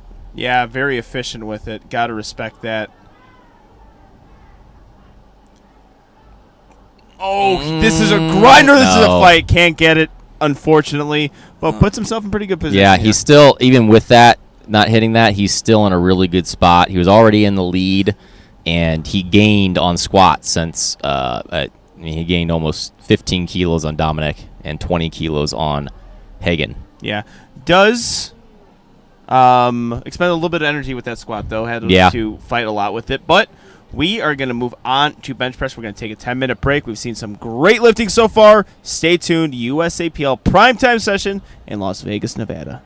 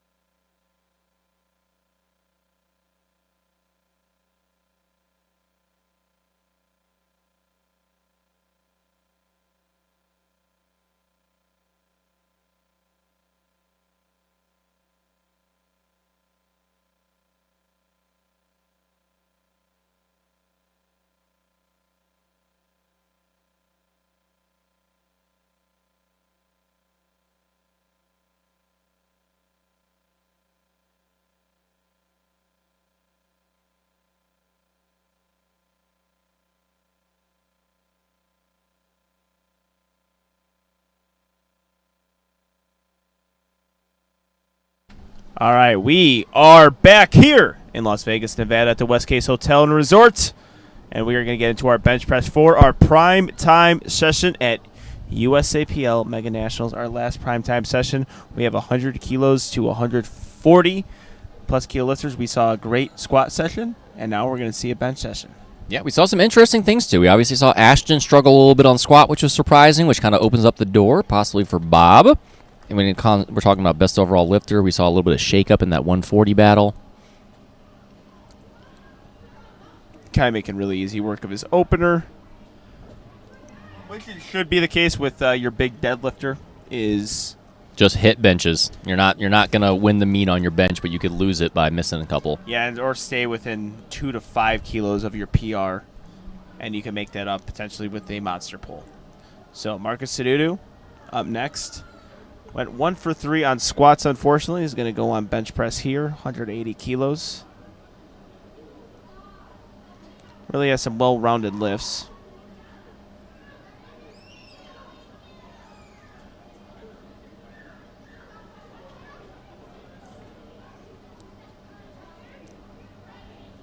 Getting himself set up on these new TSS combo racks. Got the custom Primetime Gold one. Looks like it's solid bench there. I mean, we were just talking to Wes Zunker out there. I'll name. I think you agree. Hardest working man in powerlifting, possibly. Hardest working man and most important man in powerlifting. Wes Zunker, TSS out in San Antonio, supplying powerlifting world with incredible equipment, but also some of the most important meets in powerlifting, or the most amount of meets. Yeah, he's gonna. I think next week we're having one in Houston. I think he does the Texas high school ones. I mean, he coaches the UTSA team. He's got TSS gyms all around Texas. Just big part of the sport. We appreciate him. Yeah, actually, that Power Fest in Texas is going to be at Energy Stadium for the apparently some of the training grounds over there. Oh, cool. Yeah, where the Houston Texans play, which actually, based on the Houston Texans team as a whole, I think this might be the most interesting thing that happened at Energy Stadium. Mm-hmm. Minus, like, an actual good team playing there. I don't think, and also they didn't have enough fans for them to get upset. Yeah. That I just insulted them. All right, Jonathan Hill now. Jonathan, with that big squat, he really was able to put a pretty big gap into that second spot behind Bob. And we had Marcus missing. We had Kyle missing. We had Kai missing. So if he keeps hitting lifts, he's going to keep stretching this lead out a bit. I think he's already got about 30 kilos up. Kyle Power, I don't know if he gets enough credit for having the most appropriate name in powerlifting, right? I think he gets credit for it. Okay, but it 100% is true. I mean, you can't choose a better name than Power. Yeah. 182.5 kilos, training Odyssey Barbell Club. I mean, you've tried to actually have that last name. Yeah, well, I didn't try. I mean, Kyle Project Strength tries to be named Project Strength. You try to be named Power? Well, no. Fortino Power? It's weird because my last name is before the Power, so it would be... Oh, it's just numbers and an O. That doesn't... What does that even mean? 14-0_Power? 14 years old Power, I think. That's what I've been told it meant. That's when you started training. Talked all over Kyle's bench press, though. It's an opening bench press attempt, so not a whole lot to dissect. If bench is interesting on your openers, you're doing something wrong. Yeah, I mean, I said it before. Really, only time I talk about it is single ply. Well, yeah, that can be interesting every attempt. Yeah. And we saw a lot of that, actually. We saw a few lifters in the regular session save themselves some bomb out. Lunge or right. Really good squat session from him. Starts off bench strong. 185 kilos is good lift. David Wilson coming up next. Bench, even though he's known for his deadlift, squat's been improving really well. Arguably what's really helping him come into this meet is his bench has finally been making some good progress. I think he benched 452 in the gym, 441 regularly, and that's always kind of been what's held him back a bit. Is his bench press. So getting a nice PR here could be big for helping to build a PR total.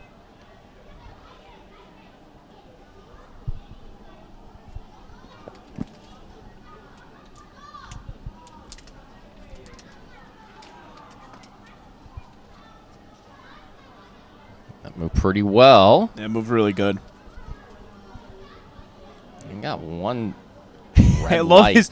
David Wilson has the greatest expression of all times from getting a red light lift. And also, 4 for 4 on a day on 2 white lights lift. David Wilson, this is definitely intentional. I can tell you what that was for, and it's something he's had issues with the past, I believe, is soft elbows. Okay. So that's either soft elbows and up and down. It definitely wasn't up and down, but he has had kind of, I believe he's had a couple soft elbow issue calls, but yeah, that's probably what he's getting called for there. Well, now at this point, I'm just hoping he gets 2 white lights lift on every single lift. He may. To go 9 for 9 with only 2 white lights lifts. Got to be some kind of record, right? Ooh. Yeah, I think this is going to get red lighted, and he jumped to rack command there. Yeah. That's a red light lift just because of the rack command. But let's see what the cards they give. You have all 3 giving blue cards because of up and down motion. And then I think you had 2 judges with the rack command. Yep. All right, Camden, arguably one of the better squat sessions, 3 for 3. Perfect attempt selection. I expect that again here. I'm going to guess this move's very easy for an opener. Yeah, like we said, 11 meet PR streak for Camden. Little advanced analytics Yeah. for you guys. I don't know if you qualify this advanced. Yeah, it's advanced for powerlifting. We're improving here. Yeah, the fact that we have analytics now is pretty cool.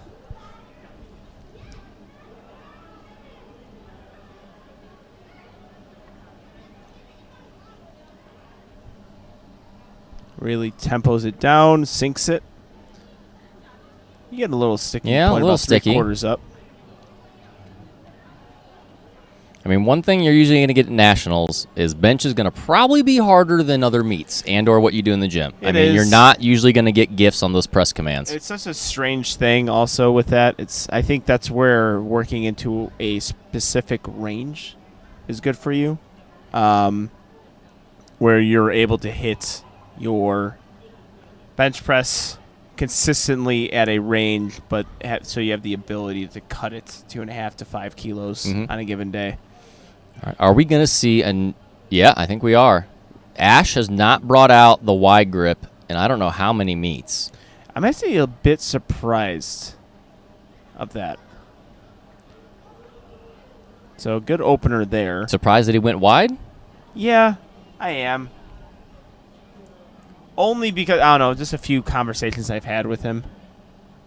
Because he does have some chronic Pec issues? Yeah, he does have Well, I some think that's why they issues usually there. don't train it much, but when they do train it, just sparingly, it is stronger. You hit that 500-pound bench in the gym. I don't know if it's going to happen on meet day after a heavy squat, but all right, we've got Bob. I can't wait. I mean, he's one of the lifters that's a rarity. I like to watch all 3 of his lifts. Yes, I agree.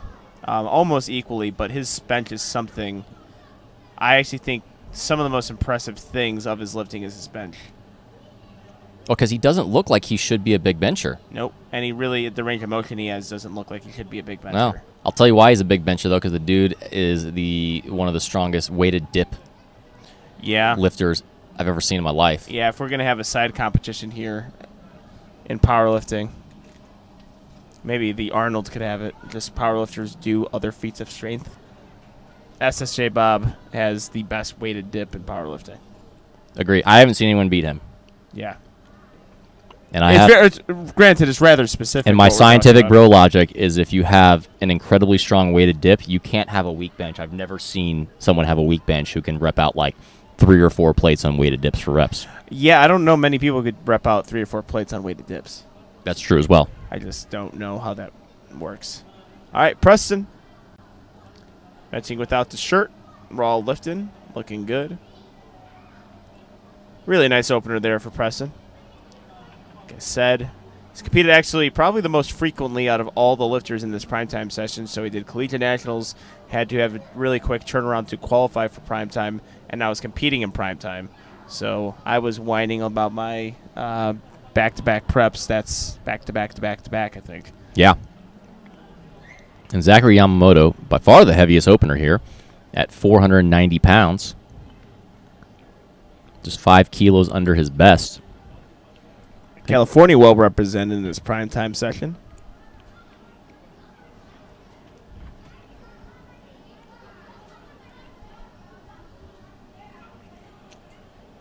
And that's big, too, because California was having some issues there with kind of meet frequency, and that's been really picking up. I mean, with Warcat doing some fantastic meets and some other gyms around the area, and that's huge because obviously there's powerlifters out in California, and the fact if we can grow that state in powerlifting, that can be really big.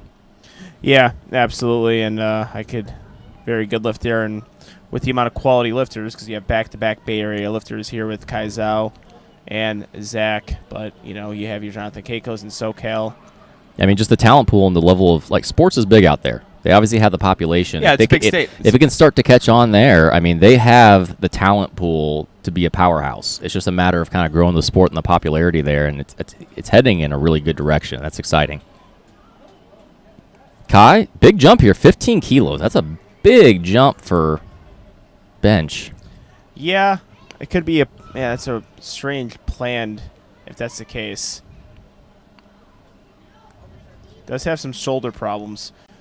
Yeah, maybe they opened up really light because of that. Very light. To see if there was any pain, and when there wasn't, they jump. I've seen that definitely. Like if someone's struggling with a little bit of an injury, they open it real light, see how it feels, and then make the jump if it's feeling good. That looked really good.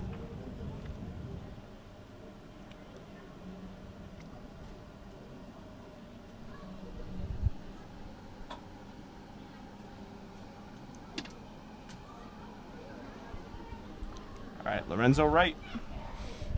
I thought his opener was a little sticky, and I think he agrees. Just a 5 kilo jump here.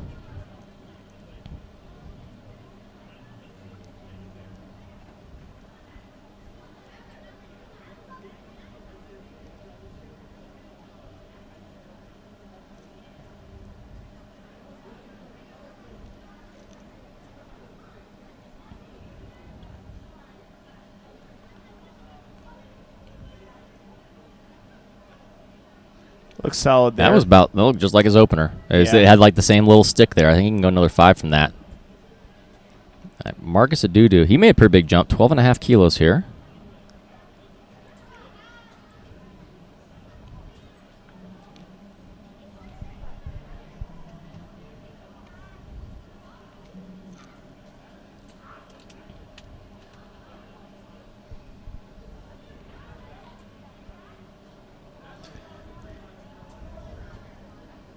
So went 1 for 3 on squats, looking to go 2 for 2 on bench press here. Marcus has some pretty big lifts all around.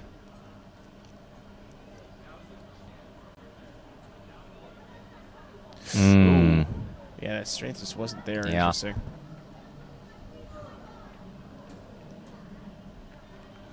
All right, we have Jonathan Hill coming up next with his second bench press attempt, 424 pounds. So looking to go over his PR bench here. Yeah, knowing his nominated total, I don't think it reflected where he's at. I think he's pretty new to powerlifting and making some pretty rapid progress. I mean, based on his squat and where he's even opening on deadlift, I expect a huge meet PR total. And again, I think that of all the people in this session, or at least this flight, he might be the person looking at be the biggest breakout from relatively unknown. Yeah. Let's see how this moves. It's tough. It's kind of like his squat, where I don't know if he's got much more to go. Maybe 2.5 from that. Yeah, I mean, definitely not enough to scratch there. I would say 2.5. Yeah, he can. I mean, because even with a 5 kilo jump, it's just why expend the energy? If you miss, you're only really missing out on 5 kilos to 2 kilos. Also, it's a PR already, so. Kyle Power, representing Odyssey Barbell Club. They've had a good week with Eric Lapointe, the owner, winning that 75 kilo division. Even though I had a bit of bias while I was coaching, there wasn't too many people I'd rather see win a national championship than Eric, with how long he's been grinding in the sport, and I'll call it slowly progressing and just kind of chipping each year and getting to where he is. Yep, he grinds hard, but not much of a grind there was from Kyle Power's bench. That was a smooth. Yeah, nice transition. Yeah, you like that? Yeah, I do. I went to commentator school. It's an online course that I took. David Wilson, looking to keep this 2 white light streak alive. This is about where he usually is for his third. So if this moves well. Kevin Wynn. This is not Kevin Wynn. Nope.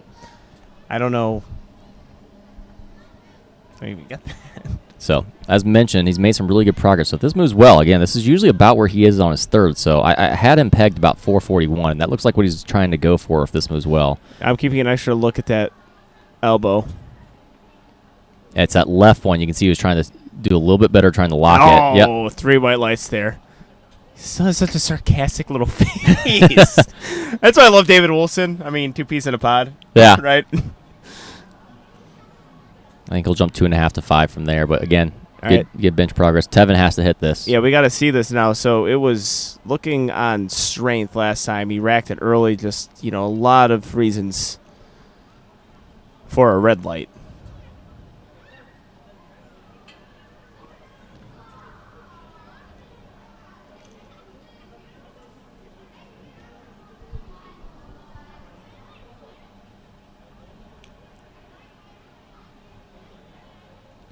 All right, good job there. Good job there. You don't.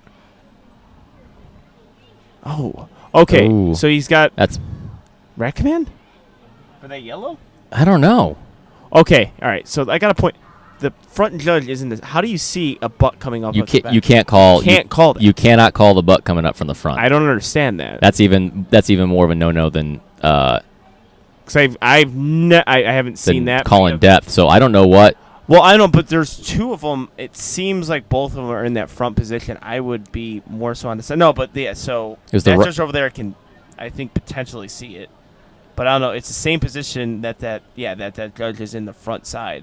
Again, yellow can mean a lot of things, though. So I don't know. I don't know exactly. It could have been. I can't think that. I just don't think that's the butt coming up because I don't know why the head judge would have called butt. It's got to be something else that we just can't see, which it could be a start or a rack command. Who knows? Yeah, tempos it really down as Cam gets through that lift. That was solid. Keeps a constant bar speed there. 3 white lights. All right, Ashton only making a 5-kilo jump. I just don't know if he's quite on today.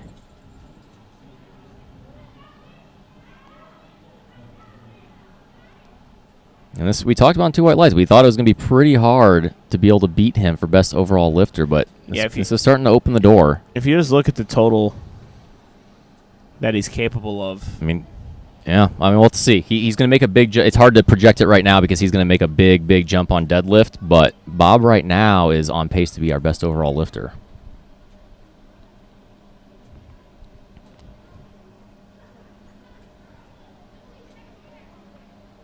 That actually probably moved better than his opener almost, I feel like. I felt like it was about the same, which is a good sign, I guess. That means I think he'll probably go another 5. Oh, what's he doing here? I think I think his pec's hurting. He's waving for Marcellus to cancel it. Yeah, he does this quite often. I think at the Texas Strength Classic. Because Marcellus has Bob coming right on out, so he has to rush back to go give the attempt. They got Abby helping out though. All right, Bob coming out, 7.5-kilo jump. 462 pounds. We've seen him bench multiple times in the gym, 501, but I think, overall this week, we're seeing a lot of people not being able to bench what they do in the gym just with the standards we're going to have at Nationals. Yeah. Yeah, it's always safe to be more conservative. Nice looking bench there from Bob.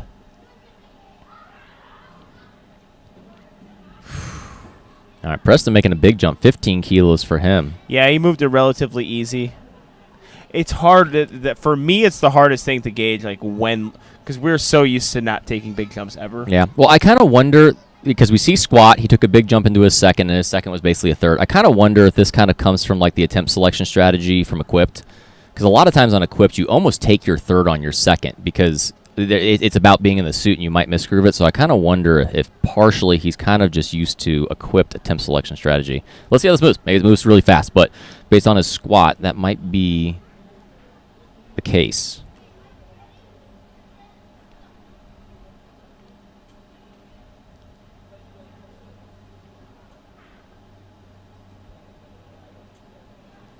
Yep, solid looking second. That's pretty solid. Yeah, I think you have room to build there, maybe 5 kilos. Yep.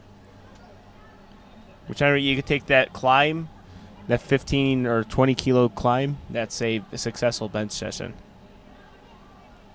Not too common you're able to do that. All right, over 500 pounds for the 100-kilo lifter. I apologize, misspoke. Zachary Yamamoto from the Bay Area.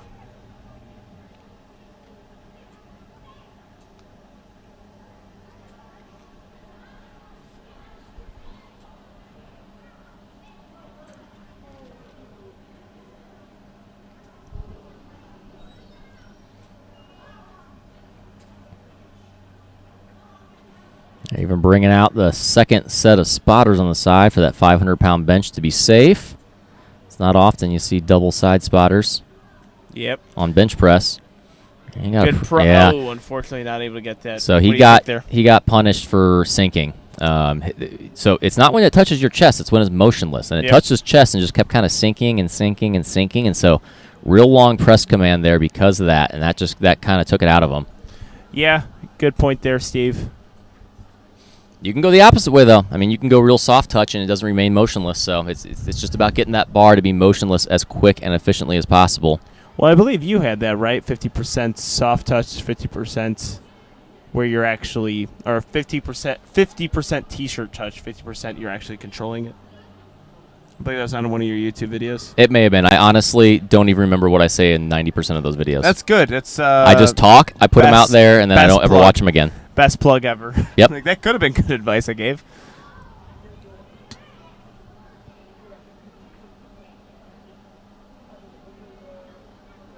Wow. All right, Kai Zhao. Yeah. I definitely think he just opened light to be conservative, and then I think that was probably what they were about wanting, knowing he was feeling pretty good. Yeah, 3 white lights there, 400 pounds. Good lift.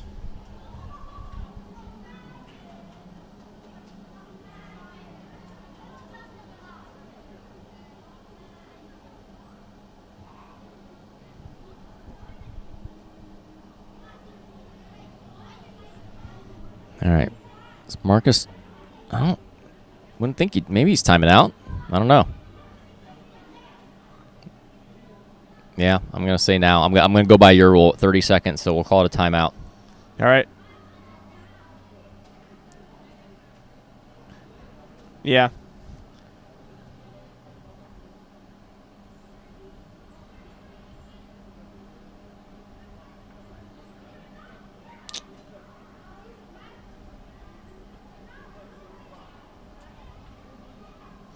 Yeah, it looks like he's timing out. Hopefully everything's okay as far as injury goes, but if you recall his second bench press attempt, really just didn't get a whole lot going. Yeah. Didn't look like it's he had been a tough day so far. Yep. Lorenzo Wright up next. I think we said 5 kilos for him. We went 5 kilos. I think this is... You must be listening to the live stream. I would be. I mean, we're pretty much going to tell everyone what they need to do. If they just listen to us and just have us on speaker back there, we could call this entire meet for them. Or we could they just get pissed off at us. But then that only helps marketing-wise if everyone's mad at us and posts on their stories. Good point. We don't ever intentionally try and get people to do that. Not once. Lorenzo Wright. Not even if there's a fire. If you guys could DM me what movie I just referenced, I'll give you a shout out on the live stream. Lorenzo Wright. Good job. It. Great attempt selection so far from Lorenzo today. Lorenzo Wright today. 6 for 6. 2 white lights telling me to let's go. He looked right in my eyes when he said that. I felt it. I did too. He wasn't even looking at me. We're looking at the same screen, but I could tell he was looking at you. I went. Yeah, he said let's go. I'm like, I'm going to go. All right. Tevin needs this to stay in the meet and register a total. Again, I don't think he locked it out last time. We don't know what he got called on. He had yellow from the front and the right side judge, but not sure why. Again, yellow can mean a lot of things. It could have been a feet as well. That's one thing we cannot see is someone's feet. He hit it. Let's see if he was able to fix whatever the issue was. There we go. Excellent job there. That's a hard thing to do. It might have actually been the feet. I was kind of watching it there. He kind of jams his feet down as he presses and flattens them out. I almost wonder if they were up a little bit on the second attempt. Yeah. Yeah, I guess we were looking at the feet there. Okay, got like 6,000 DMs. for the. Do we have, who was the first one that was right? I can't tell. We have Nico. Said Step Brothers. If you had said Step Brothers, you're correct. I just don't go into my message request though. All right, Jonathan Hill taking a 5 kilo jump here again. Really building a great total today so far. Oh, let's I think go. he's got it. I didn't see any downward motion. Nope, that was a well-grinded bench press, and yes, you got sir. 3 white lights to reward yourself for it. 3 white lights, fist pump, indeed.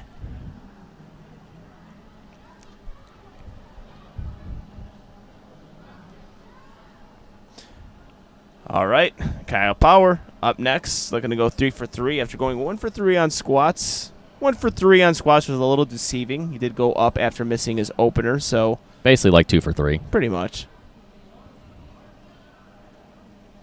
And I believe he got called for depth on his 3rd. Yep. So Hasn't missed the lift today, just had some technicalities.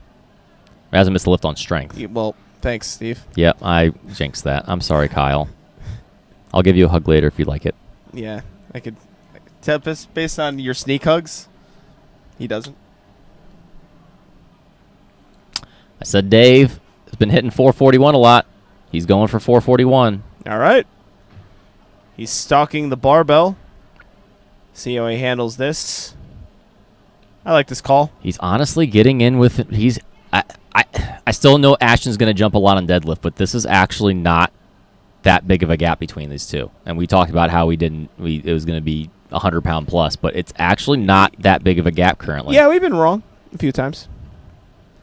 I mean, let's go, Dave! Yes. Let's go! I mean, has this not happened before, though? Has Dave not beat the juggernaut Ashton? 2 white lights!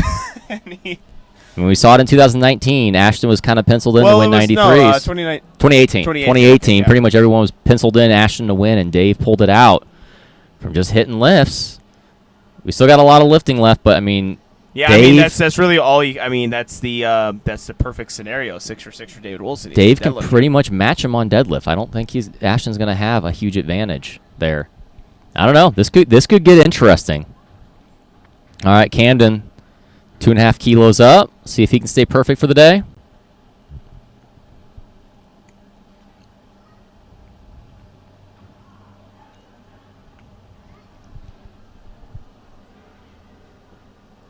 Slow tempo down. Good job, Camden. See, what Camden did really good there with the sink technique is he lets it sink into him, but he doesn't let his chest sink. That was the difference in what we saw with Zachary Yamamoto, is he let it sink into him, and then his chest started dropping, so the bar continues to drop down. Camden might let it sink into him, but he's really strong with that leg drive and chest position, so it stops.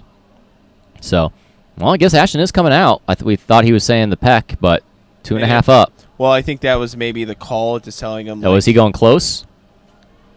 I think he's about to go close grip here. Yep. Good call, Steve DeNovi.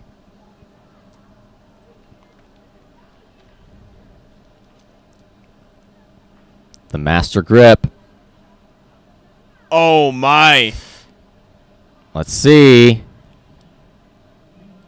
That's a 3 white light lift. Asher Ruska pulling out the master grip. He's got significant in his corner, so that makes sense. I think Christian would say he should have never, ever faulted on his loyalty. Good point.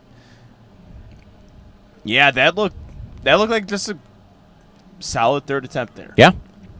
I don't know how you do that. That's so incredible. I definitely can't because I have arms just as long as, if not longer than Ashton, except my chest is tiny. I'm not saying the close grip because we see people do close grip. I'm saying your movement pattern. Like, that's the big thing with me, movement pattern. It's changing. Yeah, changing in the middle of a I competition. think it's because honestly, he close grips more often. It's probably actually more natural for him at this point. But Bob coming out, 5 kilo jump to 474. Bob pushing through it. Good looking lift from Bob. Solid. All right. Yep. Perfect Bob on the is day. on. He's feeling it. He's in a groove right now. Preston jumping up 5 kilos to 496.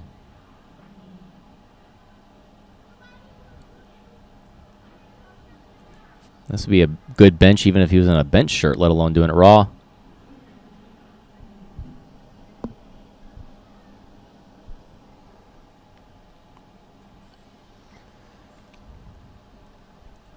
Yeah, I think a 5 kilo jump is solid for him. I think I said it's the highest I would go with him. Very good attempt selection. Very good. There. 3 white lights. Yeah, so if you recall, he hit 2 squats and then scratched it, or didn't scratch it, or timed out his third.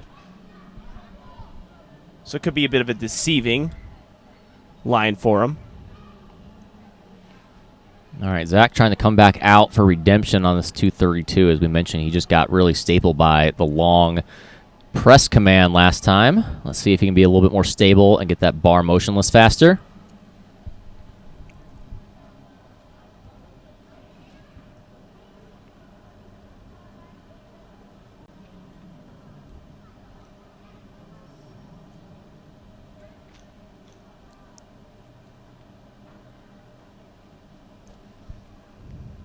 He's got a big bench on him. Definitely got a better press command that time. Actually, we didn't see the press command.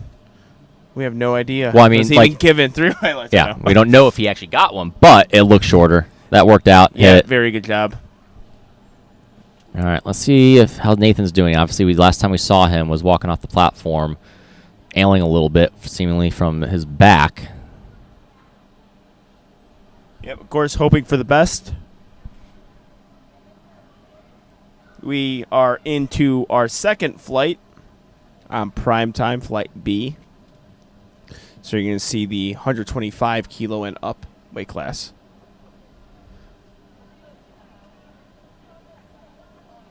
Well, he might be timing out then again. Yeah, that would be the end of the day. That's the case.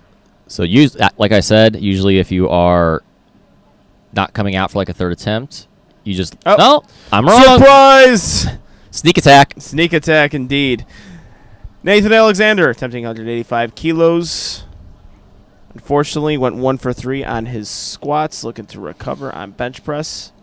He was ailing his back just a little bit.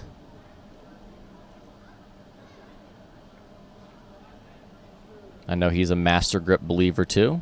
I don't. Does he have any choice?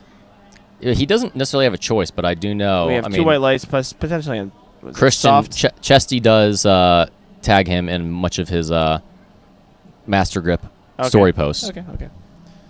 Yeah, because I think some of those, I had a friend, competitor friend on England, who just had no choice, had to be close grip. He was so tall, about 6'7". Mm-hmm. Picked powerlifting as a sport, was actually pretty good at it. The reason why they don't have the NFL in England, because he could have probably been a good offensive tackle. Jared Martin, 190 kilos.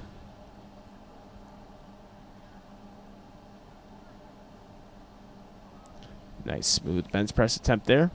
I like his pause. He does a really good job of getting that bar to decelerate and pause. All right, we got Josh Longoria coming up. Let's see. He opened pretty light on squat. Let's see if he does something similar on bench press. Do you know how much he's benched before? No. Okay. Not necessarily.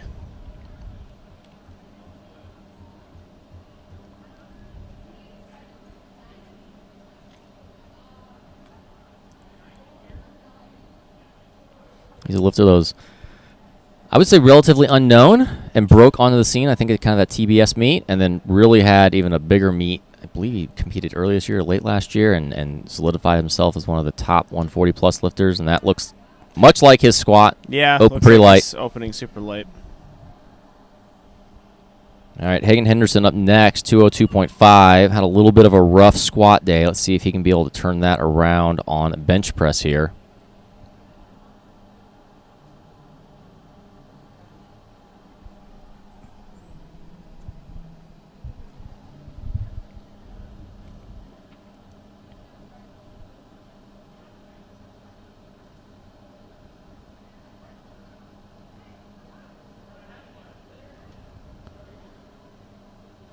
Yeah, rough squat session for Hagen.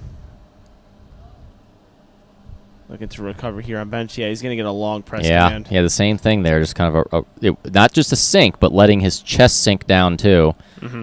I don't know if he jumped a rack command there. Or yeah, possibly. Maybe even his head came up because he let it sink so much. I wonder if his head kind of popped up a little bit because that's something usually only the head judge can even see. Yeah, I saw that actually a few times today. Now, especially with the angle the judges are at, I don't even know if they could see the head coming up from the sides. Kevin Wynn, I expect this to be easy. He likes those openers to fly.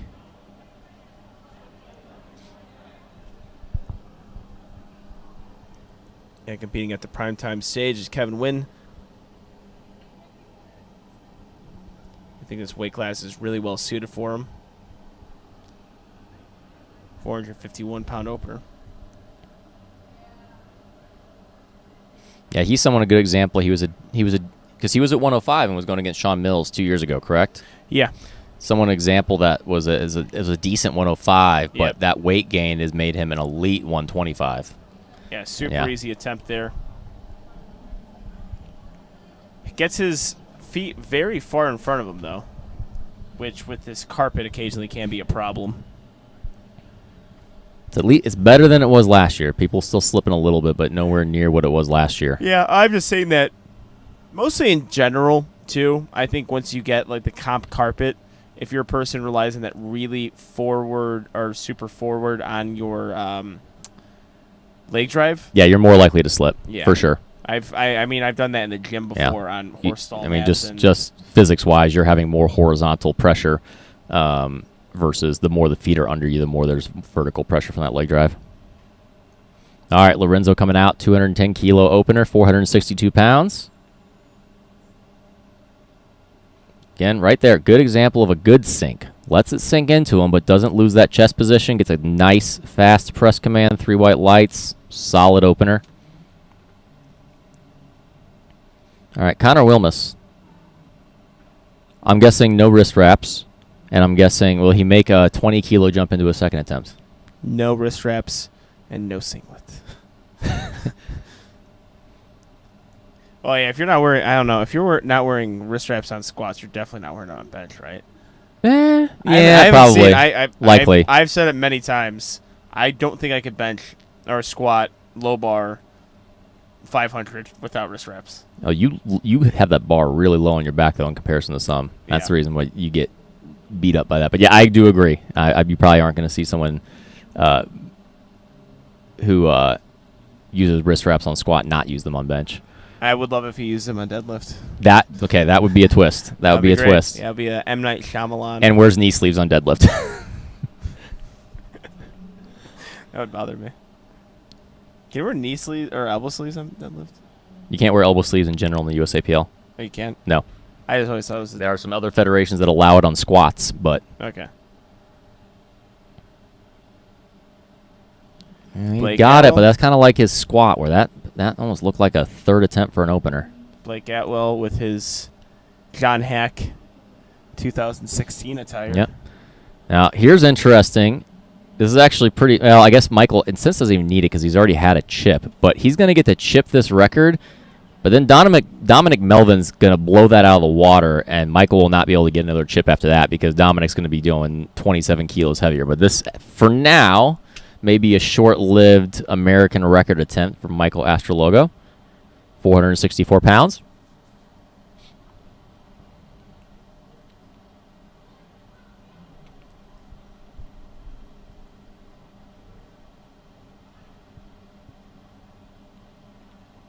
Yeah, really riding the record book right now in the 140-kilo weight class.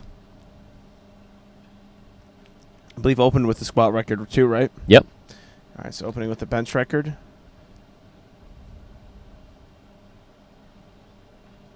Very good. Good looking opener. Very good.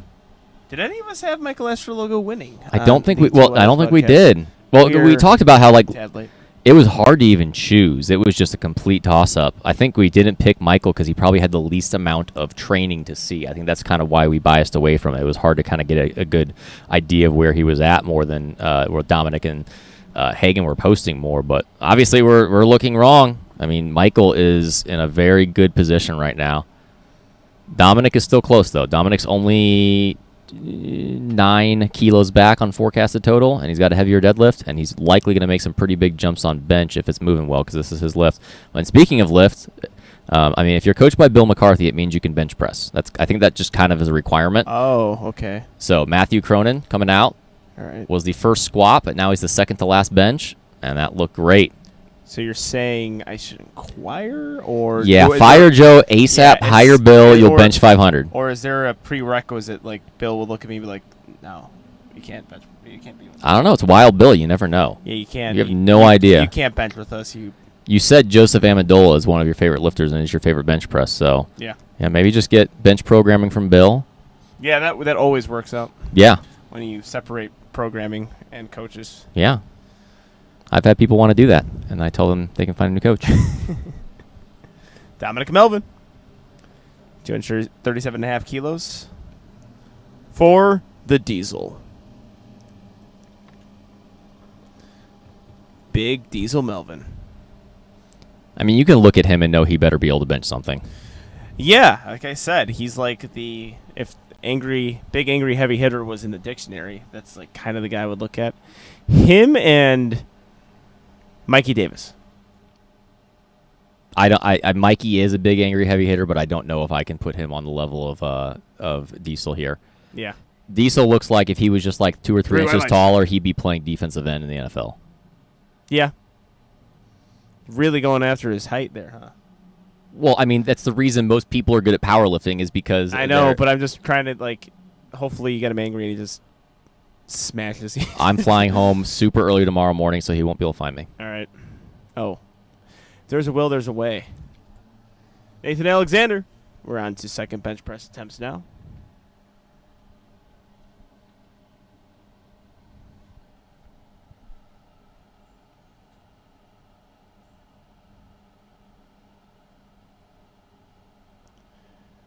We are waiting on Nathan, really making us wait here. I mean, he took his first attempt.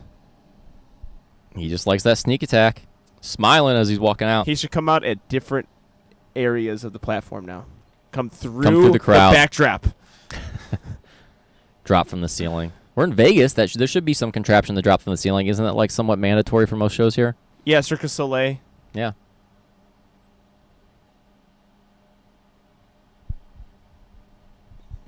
Good looking bench there. Recovering pretty well after squats. Went a 5 kilo jump, rather conservative. I think he got the same call, potentially soft elbows there. With that blue card.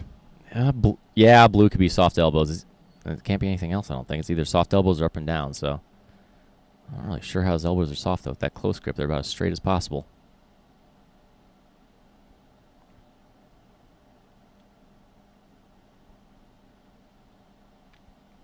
All right, Jared Martin coming out, 7.5 kilo jump. Again, if we're looking at jumps, we'll see how it plays out. Kevin made a 10 kilo jump, so that's if they both hit this, that's another 2.5 kilos Kevin gains. He's been slowly chipping at Jared, who is definitely the favorite in this class, but this is becoming pretty interesting.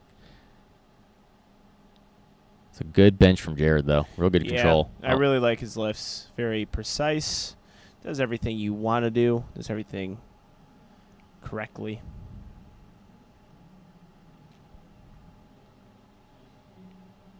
Now, I feel somewhat surprising here. I thought Josh's opener moved pretty easily and just making 5 kilo jump.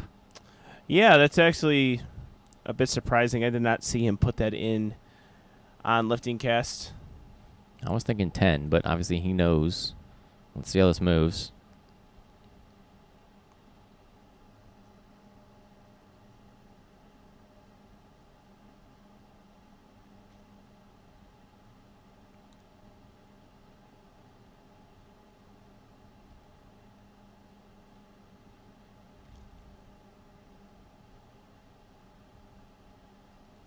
Nice looking attempt Yeah, there. that moved really well. 3 white lights. Being handled by Mr. Petrie. Yep. Currently in the lead for best overall lifter on the men's side. Yeah, had himself a great performance. Went best overall middleweight lifter. I haven't seen a post about it, but did Celine win on the women's side? I believe she did. I would assume so. Sam was up there too, but Sam didn't win her weight class, so wasn't eligible. So I believe Celine took home best overall lifter on the women's side. It was either her or Gabby, but I think Celine had a higher dots. Yeah. All right, well, Hagen coming out 7.5 kilo jump here.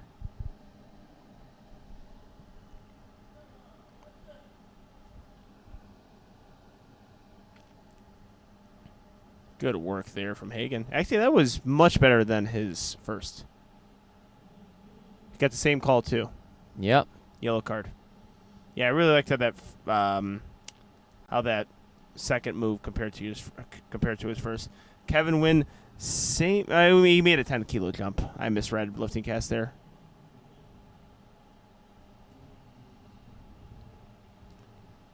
That's Lorenzo Barnes. He's been stealing the spotlight from a lot of lifters today.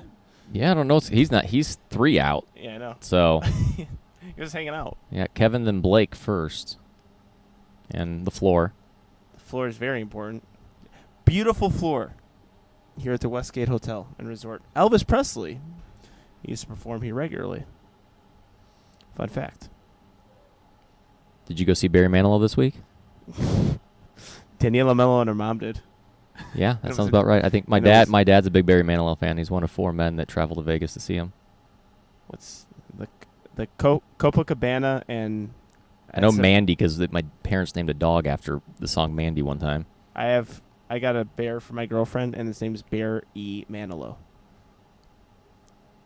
Yeah. Okay, wow. 10 kilo jump here. Wow. Look good. I think 7.5. But where do you go from here then? Like if it's hard to know. I mean, he knows 7.5 to 10. I mean, he's in a bet. This is getting interesting with him and Jared. Really interesting. I mean, we're not going to know till deadlifts, and Jared has the bigger deadlift, but Kevin having a huge breakout meet here. Okay. Yeah, I saw a little glimpse of that. He actually took one of those meets close to nationals that was perfectly executed. He didn't do anything that was unnecessary. He kept a nice cap. Yep, we know that now, especially because of seeing squat, and he was able to grind that out. We know that for sure that he really was capping those lifts. Yeah, and I think it was just to get a qualifying total. It wasn't necessarily even for prime time. I'm not sure, but it seems like that at this point. So Blake jumping 5. That opener was tough. Yeah, it's just not quite there. See it again there too. Lorenzo Barnes. 220 kilos, 485 pounds. Or super heavy lifter.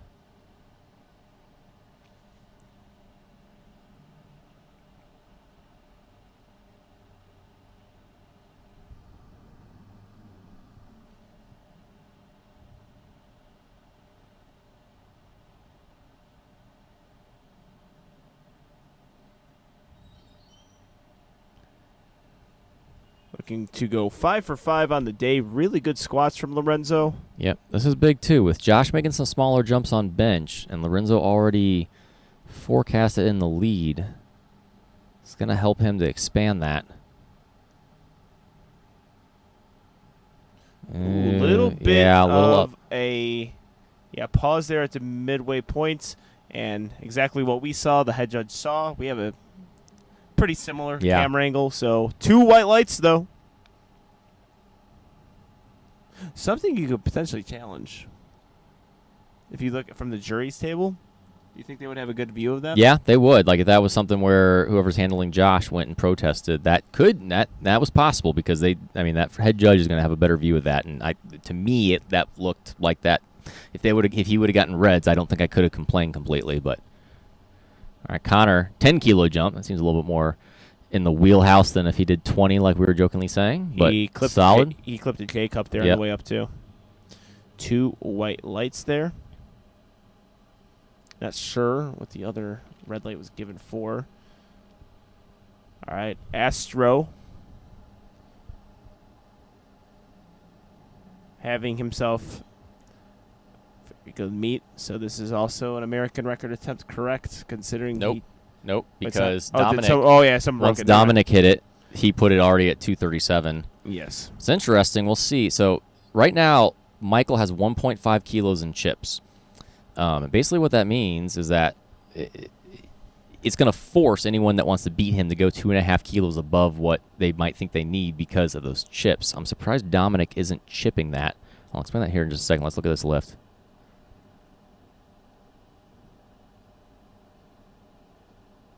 That's solid. Let's see what the judges say.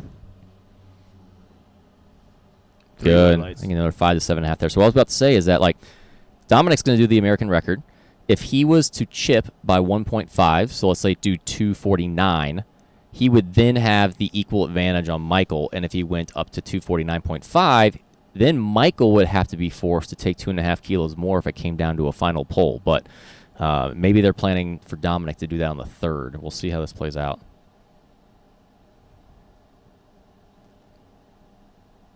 Slides into that position, trying to get on his upper traps.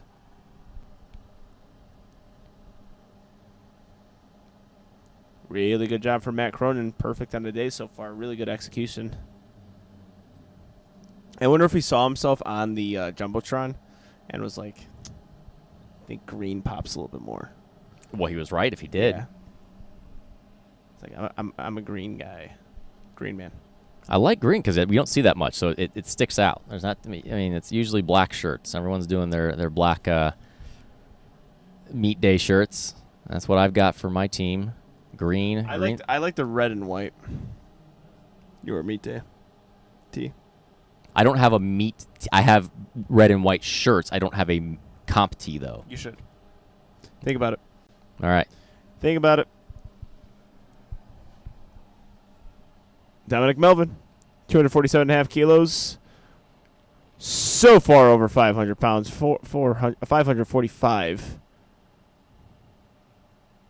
Oh, yes. Yeah, moving well. All right, like I said, I want to see what they put in here. If Joey's been in this situation before, he knows what he's doing. White lights there. I'm going to guess they're going to chip something by 2 kilos to get that chip advantage.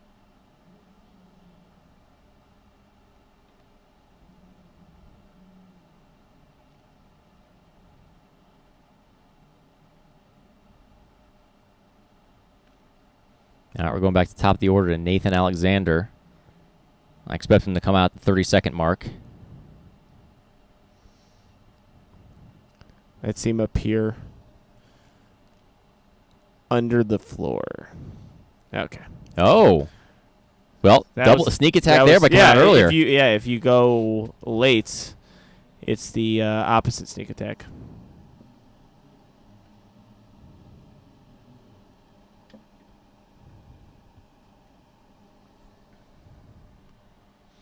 I think he's been getting called for a soft elbow, and I could already see it. Yeah, I do see that now.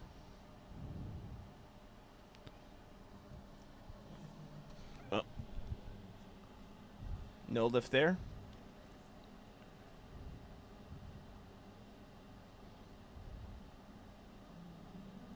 Jared Martin up next. 202.5 kilos, 446 pounds from our pro lifter. We're on to third bench attempts. After this, we're going to go on to deadlifts, which should definitely prove to be one of the more entertaining deadlift sessions. We've seen a couple of them, too. Yeah. Actually, this has been an incredibly eventful Nationals, and I think the reason why it's eventful is because of the deadlift. I think that's just always is going to happen. Nice looking Another lift good there one from Jared. He's executing today.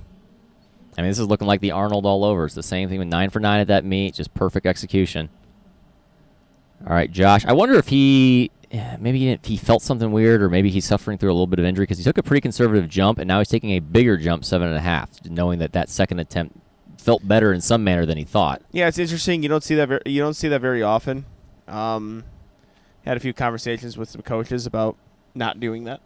Yeah, usually you want your jump from your second to third to either match the jump from the first and the second or be less than that. That's generally what you're looking to do.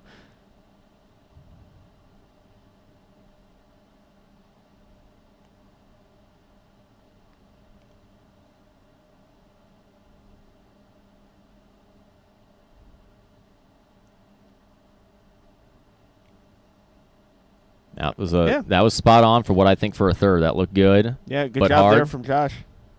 Gil Longoria. Hagen Henderson. 215 kilos. I actually really liked how his second attempt moved.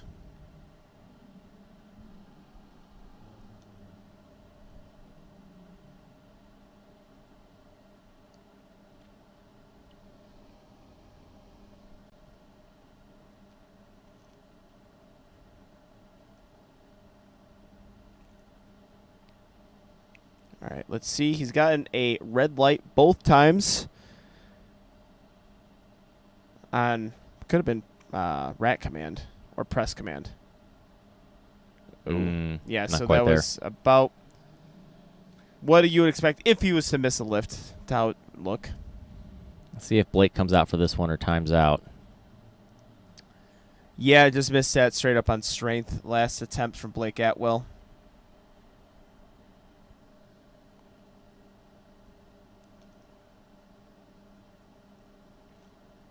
Nope.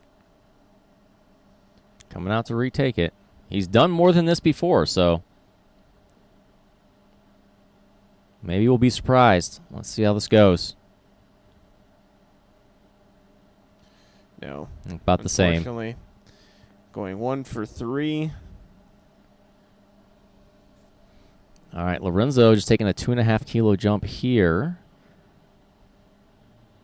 And actually, if he hits this pretty much, even though Josh was taking some different jumps, this pretty much negates the fact that Lorenzo had taken a 10 kilo jump, because they'll both have gone 12.5 kilos from their opener. So same pace in regards to that forecasted total. Yep.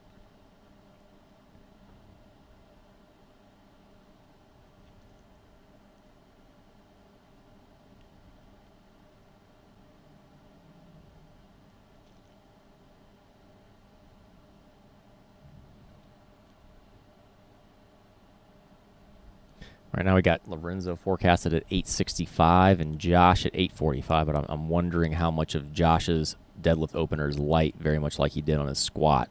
That's where we'll have to see, as well as I mentioned. Oh, wow. That was a brilliant bench attempt. I think he had another 5. He kind of shook his head there, like I think he had another 5 kilos. I think he just grooved it perfect. Yeah. While I was getting to the fact that I think Josh might be taking a pretty big jump from his opener, and then we got to see with Lorenzo. He has struggled a bit with his deadlift lockout, and we'll see how that kind of plays in. It's going to get interesting come deadlift time for this super heavyweight battle for the national title. Yeah, we do have a lot of battles going on today, and actually the 100 kilo weight class shaping out to be one as well. Yeah, Kevin coming out 7.5 kilo jump. The tough part here is Jared is executing. If Jared was slipping up, Kevin would be sneaking in there, but the hard part is Jared has just not been missing, has been spot on with attempt selection, but we got... Yeah, really, I think going into... Because Jared is so low-key, Kevin Wynn, when I seen him compete in San Antonio, I kind of pegged him as to be the favorite, because you could just forget about Jared. It's just, you don't have a whole lot to work off of.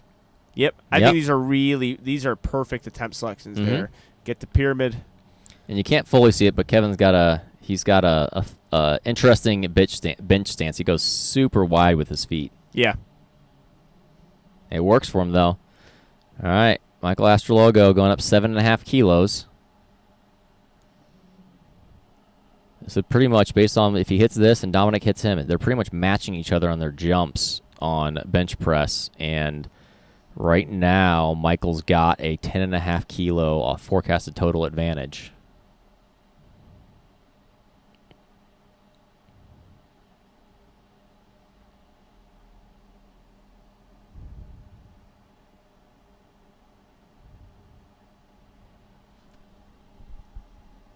£500 even for Michael Astrologo.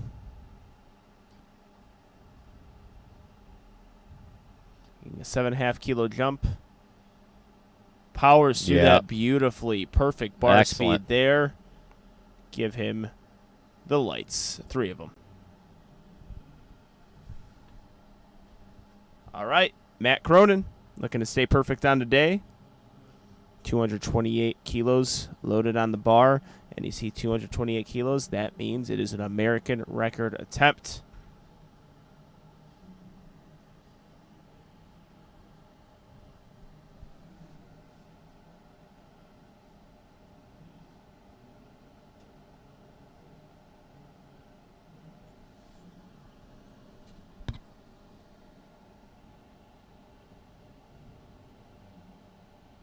Fast ascent down. Matt Cronin. Oh, not quite there. Yeah, I really pegged him to get that lift. Unfortunately, no lift there. Connor Williams up next.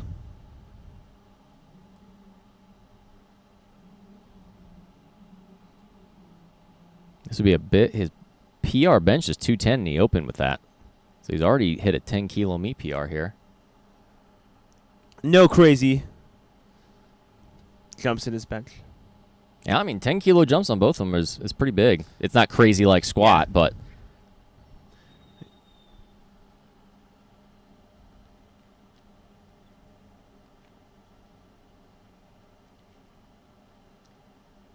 Let's see. He's going to hit that J-cup if he even gets it up. He was trending towards that either way, so... All right, Dominic Melvin, big bench press coming here, 557 pounds. That is 253 kilos. This is an American record attempt here. Where does this put him, Steve?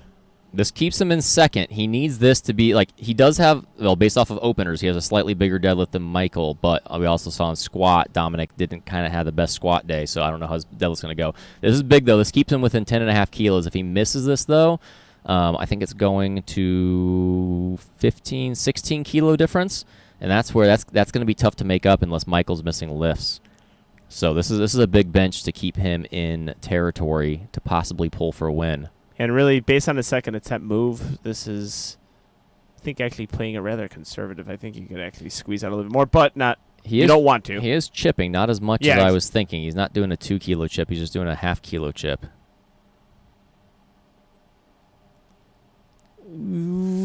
Oh, this is a high. That is a very high point to lock to find a sticking. And honestly, I don't know if they would have called it, but he did something that gets very rarely called. He did a little bit of a heave after the press command. He let it sink a little bit more. I don't know if they would call that. Usually, doesn't get called, but yeah, I was either about way. To say. All right, bench press shapes up here. We are going to get on deadlifts. Stay tuned for this. You're going to see some monster pulls from both of these flights. We are here, USAPL Mega Nationals in Las Vegas, Nevada. We'll see you in 10 minutes.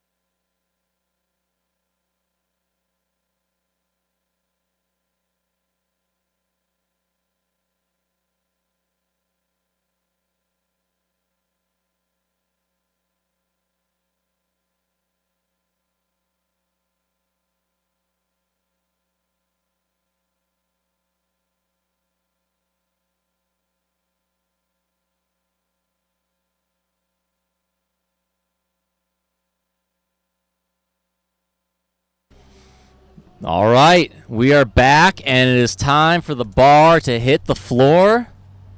We've had some great lifting. We've got some interesting battles that are going to be heating up, and we're going to see how it plays out now with deadlifts. Leading off with Tevin Jones. Had a little bit of a rough day so far. Only hit 1 squat and 1 bench. Let's see how this opening deadlift moves at 639 pounds. That moved pretty good. Yeah, nice looking lift there. 3 white lights. Yeah, like you said, the meets becomes interesting. We've seen pretty much almost every session of Primetime come down to a really fun, exciting, unpredictable deadlift session. Yeah, I mean there has been a lot of craziness this week, a lot of unpredictability, a lot of things we were wrong about on our preview show, and we'll see if we are right or wrong here. We got Zachary Yamamoto, 292.5. He's got Kaiko leverages. Yeah, I mean you can kind of see that with especially with how he benches and how that's his lift. He's got a 500. Yeah, I definitely can see that. That's a good compliment to give. Yeah. I actually said that to someone else today. Someone was sitting right next to Will, and literally had the glasses, same haircut. I legitimately thought I went up to him. I was like, I'd do a double take. I thought Kaiko flew back and was subbing in for someone's bench press. Man, if I had the money, I'd pay Keiko unspeakable amounts of money for that to happen. We have Lorenzo right now. He's having himself a great meet. Great meet. Currently in 3rd on forecasted total. And that's a great opener. We talked about that. I mean, he was someone that we probably overlooked a little bit because we just hadn't seen as much from him in the preview show. But right now he is on pace. I think we got Bob fairly well in first. I think Jonathan Hill has a decent lead in second, but right now Lorenzo is looking like he is on a path to 3rd. It's on a warpath. Speaking of 3rd, that's where Preston Savoy is as well. This would be a big 3rd place victory for him, or 3rd place podium finish if he could do that. Sal looking at 10th there. I'm not sure why they have him set in men's raw open pro. They've had some weird. I don't know. Those have not been right all week. Like Autumn was not considered a pro. I don't know.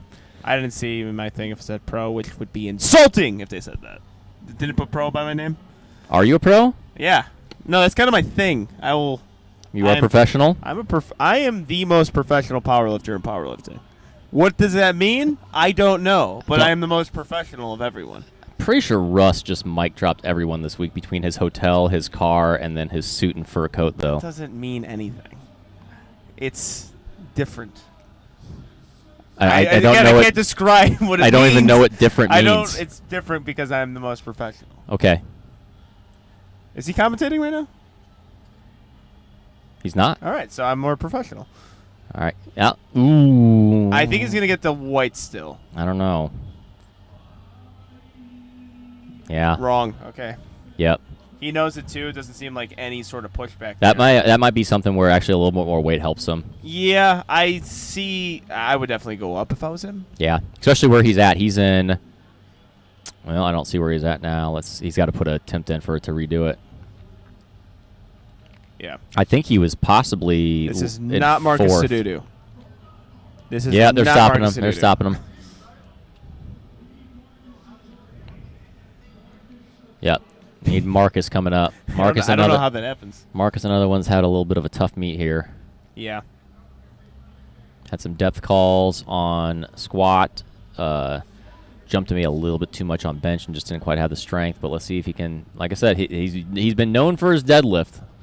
And not having to wear a shirt on deadlift is something that greatly benefits one of the most jacked powerlifters there is. I'm happy about it. Got the dunks on, too. That looks solid. It looks really good there. What? I don't know. All right. I don't know about that one. Usually blues up and down or soft or no hitching or ramping. No. I mean, whatever. That angle, we only get that one static angle. It is coming from a side judge, so yeah. Kyle Power, now this is his bread and butter lift, the deadlift. think since moving up a weight class, though, it's been, 93 kilos. He was a deadlift guy for a while. If I want to see it, kind of the unfair advantage, though, or not the unfair advantage, the disadvantage of Ashton Ruska just doing. Yeah. Also, I feel like the weight jump so far from his training, it's benefited more his bench and his squat than it has his deadlift. Absolutely. Me and Flex were talking about that today of what would happen if I got heavier. Do you think it would throw off my deadlift levers? And I'm like, I actually think it would. If I got to a little bit of a heavy weight, like I think he used a number 87 kilos. I think the one, I don't like being at 87 kilos anyway. I think the goal for me is 85, but if it did, because you don't have very much hip flexion, so it's not like anything's getting in the way. What would possibly get in the way is quads. Get legs. That was the exact thing he said was quads. All right, well. All right, we know this is going to be a sandbag opener. Now, Ashton hasn't quite been on par with what I think he was expecting today. He did it. All right, well, since his second attempt, he's had some pretty good momentum going forward. We don't know how it's going to affect his deadlift. He was having some issues with, and this is how most of his deadlift openers look. Yep. Speedy. He's going to make a big jump from there, probably up to like 355 to 357 maybe. Now Jonathan Hill 330. He pulled 727. I know he pulled 770 in the gym. Yes, he did. And actually his coach eventually posted the video, but his coach sent me the video after we talked about it because Jonathan had not posted it, and it sent it to me as a further proof that it did exist. And let's see if he lives up to that. Oh, he's wearing a shirt. Yeah, Jonathan, why did you wear a shirt? You didn't hear me whisper that. So that could be the most jacked man in powerlifting. That could be needs to take that shirt off. That could be a very demanding request on our end. I'm demanding it. I know you are. You have no shame. Hip pinch. Oh yeah. Yeah. Oh wow. Yeah. Yep. 770, huh? That's in the wheelhouse for sure. God. I think. Bob Matthews opening up at 342 and a half. I think we got a little side competition here, Bob versus Kai for best deadlift at 100 kilos. Yeah. So Bob, I mean, Bob's making the running for most jacked guy in powerlifting right now. Well, for people who haven't seen Bob in person, Bob is a massive human being. He's because he's tall too. He's strangely one of those guys who's bigger in person than he is on Instagram. 100%. A lot of other people don't have that, but he is an absolute unit. Oh, and that is my favorite part of his deadlift setup. Love it.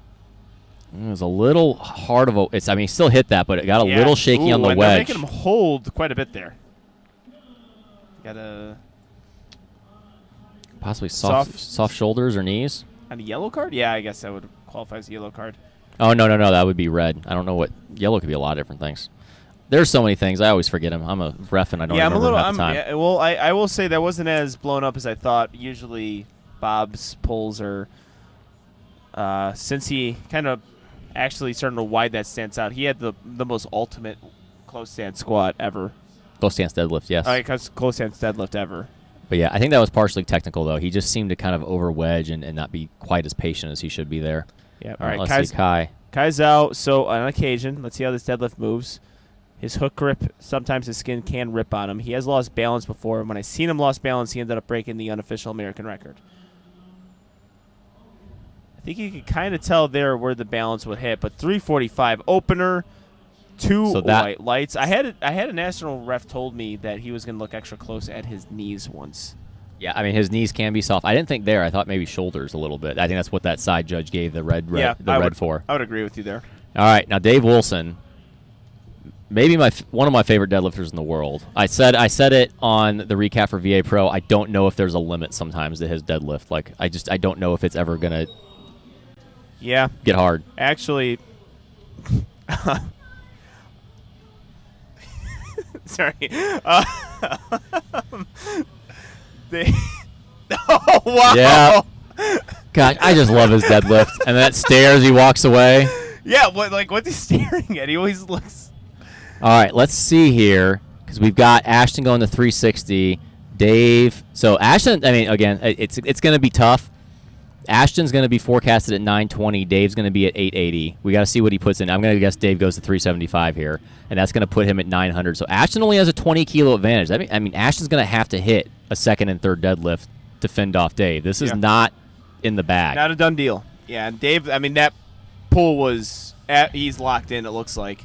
I was going to get to Dave Wilson. One of the more, actually probably the video I watched the most going into the prep leading up to this Nationals has been his deadlift cue video, setting up everything behind a wall. I thought you were going to say the video he posted on his story with the stripper pole. Yeah. Where he was using it. I've watched that multiple times. 305, 672 pounds for Tevin Jones. 3 white lights. Yeah, that was a bizarre one. But yeah, his deadlift video of setting up behind a wall has really helped me. That's kind of the cue I've been dialing up in training and in comp. All right, Zachary Yamamoto. I'm getting very interested for personal reasons.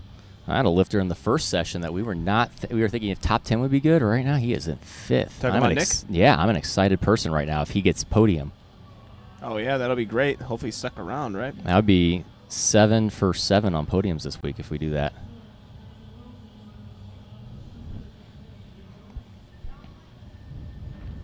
All right, good lift for Zach. Camden is jumping, 7.5 kilo jump here.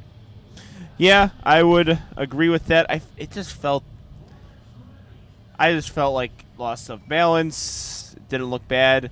They are moving the bar to the back. I never have liked that. A lot of lifters like it. A lot of lifters have been doing it this week. I've just never been a fan. I've done it on some because the back is the only place that's not dented in right now. Yeah, it's just something weird about it to me. It does feel a little crammed, as well as the platform usually is going to kind of cave towards the middle, so you can risk the fact that there's a little bit of like a forward lean there. There we go. That looks much better. Yep, 3 white lights. Actually look like an opener, really. Which it looked like a conservative jump, I guess. Lorenzo Wright up next. He's been a lifter that I've been incredibly impressed with throughout the entire day. He's having himself a fine meet. 312.5 kilos, loaded on the bar, 688 pounds.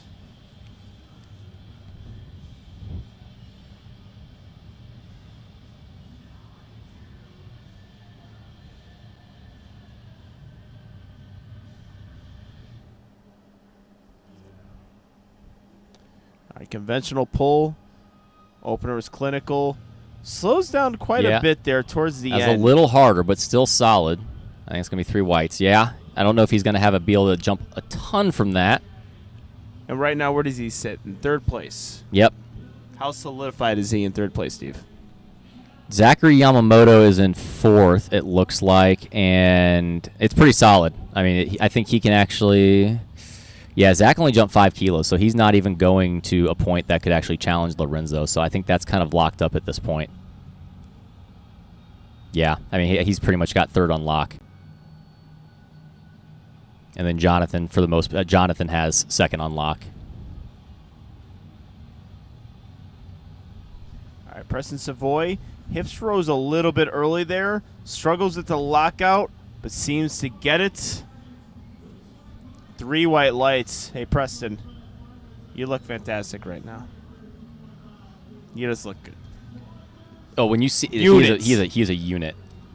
Unit. I thought I saw Ashton at Collegiates and it ended up being Preston. I thought I saw Lou Ferrigno. It was Preston. All right, Marcus, big jump here, 22.5 kilos. He's been making some pretty big jumps today. I think he should have this, though. I mean, he's deadlifted. He's deadlifted close to 8, right? No, 771, I think, was his top end. I don't know if he's done that in a meet or just in the gym, but I know he's deadlifted like in the 760 to 770 range in the gym. I'm talking mostly gym, which is the goal, right? That at least match your gym lifts. Yeah. Not go over. Yeah, usually deadlift is the one that maybe you can get a little bit more of a peak out of as well. Good work there. I'm white lighting that lift. He did get a red light last time. Yep. Okay, white lights there. Which, yeah. I don't know what he got on the first because honestly, that one, if I don't think there was a red, but if there was one that was more suspect, it would be that one versus the first. But whatever. Kyle jumping 15 kilos. It looks like. Yep, that 345 deadlift he hit in the 93 kilo weight class. I remember that lift 2019 primetime session. It's good to see Kyle Power back in the primetime session. Didn't really miss one, technically. Just missed the Nationals, not a primetime session, though. This is the return of the primetime session. One of the more popular things in powerlifting. Nice. Nice looking pull there. Yep. Another guy, when I got coaching from Joe Stanek, was a person that I really studied their deadlift. He does a fantastic job here. Jonathan Hill blew up his opener. He's going straight to 770 here. Yep, 20-kilo jump. 872.5 total. I mean, this is huge. It's just he's going against Bob. That's the only semi-unfortunate thing for him, because if Bob doesn't exist, this is an incredible day if he hits this. Jonathan Hill right now looking at a fantastic dot score.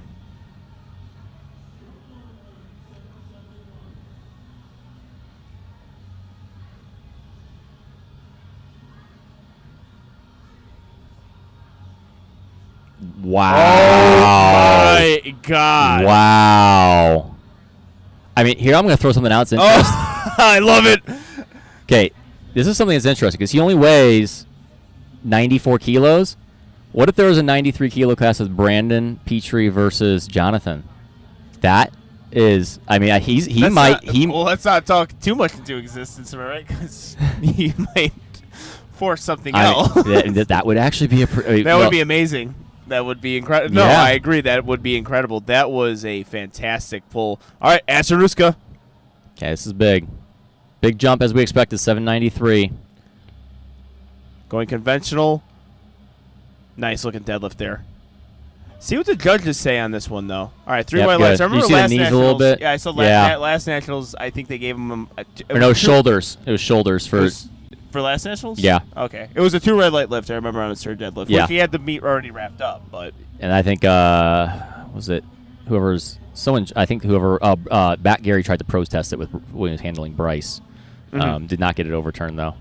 Yeah, it was for shoulders, I believe. All right, Kai jumping up to 804.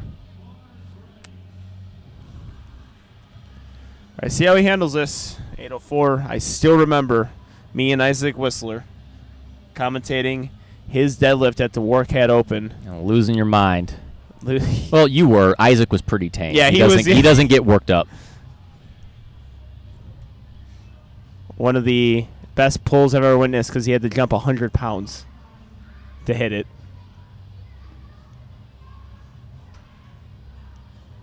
This is way more than I see him struggle, but that grip is holding up very nicely. Yeah, look good, too. That was a solid lockout. 3 white lights, even better than his last. All right. I based on how much he struggled, though, there, I think you're going to take a rather conservative jump. Maybe 7.5 to 5 kilos. You want to know something crazy right here? What? Bob hits this. He is beating Ashton on total by 5 kilos. Oh, wow. This is a huge jump. After that opener was a little, it wasn't hard, but he had a little, I feel like, technical issue. But yes, if he hits this, this is 5 kilos over what Ashton's totaling. 815, unbelievable. Just remembering what he was at last year in a 93-kilo weight class, finds 100 kilos and looks so good. He can hold on to a deadlift. Oh, my. Yep. 815, Bob. Soon. What planet? Oh, well, never mind. That's from dropping it. He didn't follow it down. He dropped it too soon. Oh, I don't know there. He dropped it too soon, he said? Yeah. Do you agree with that call? I don't like that call in general, but I immediately said it when I saw it. Oh, you did? Yeah. Oh, okay. I did not see that at all. Yeah, he let it go before it hit the floor. Oh, I don't know if I like that call. I don't like. I know. I think it needs to be blatantly obvious to call that. I think they might be challenging that right now. Okay. I usually think that needs to be blatantly obvious to call that. Oh, that's why I didn't see it. It just looked like a good. Right. I don't. So Dave here, this is the pull within 20 kilos of Ashton. He'd have to put on 395 after this to hit it to be able to. Well, he has to pull more because he doesn't have body weight. It looked a little softer last time. He's had some issues with soft shoulders. Yeah, 2 white lights there. He's having Good himself Lord, a hell of a it's fast, though. Yes, it is. All right, we're on to third deadlifts now. This is where it gets crazy. Yeah, let's see what people are putting in here. You know what's crazy? Oh, never mind. But actually, this is crazy. Well, one, Brandon. So if Bob hits this deadlift, or if it gets overturned, he's going to be 1 score point above Petrie for best overall lifter. Yeah, that's another game you have to play here. Yeah. Best overall lifter. I mean, and I bet that's can actually you probably explain to the viewers. Does anyone get anything additional for best overall lifter, or is there pro Champion series? of Champions. There's more money. So what do they? How much more do they get? I think it was another $2,000. Oh wow! For Champion of Champions. For a nice little payday. That's why they put in 370. That's exactly why they had that attempt, because that was going to put him over Petrie. What's crazy, I think Jonathan Hill might be in third right now if he hits this. If everyone hits these third attempts, Jonathan Hill may be third overall. Maybe Russ is ahead of him. It might be Russ and then Jonathan. Either way, Jonathan will be top 5 in the USAPL. And I don't think anyone knew who he was other than a select few before this meet. Yeah, I guess those Instagram captions and mentions were accurate. We're sleeping on him. Yep. Zach Yamamoto grinds his good deadlift. Grind. I think that's out. good. Good lift. Yep. 3 white lights. Thanks to judges. Class act. All right, Camden. Yep, just went up to 320. Is that placing? No, it doesn't change placing at all. He would just go, he would be 4th to 4th, but they went and put an attempt change in. I remember my 2019 Nationals, my first Nationals. I got so excited when I saw the attempt change in progress.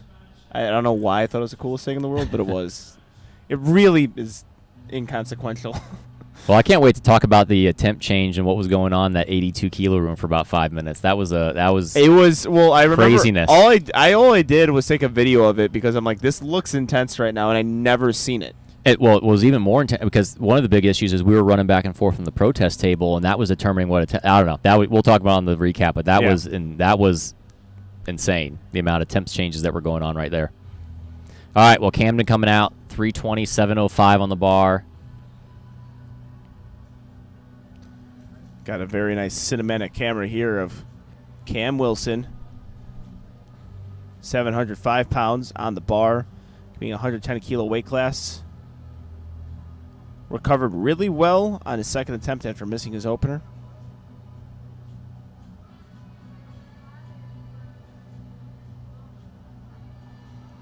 Oh, did it come forward just a bit there? And a 2 white light lift. The front judge saw maybe what we saw. Yeah. I'm happy he got away with it, though. I'm fine with it. I'm happy about it. Preston Savoy Jr. That was one of those close ones. It's tough. It's what I mean. The role of the ref, if you are not 100% sure, you're supposed to err on the side of the lifter. Yep. All right, Preston.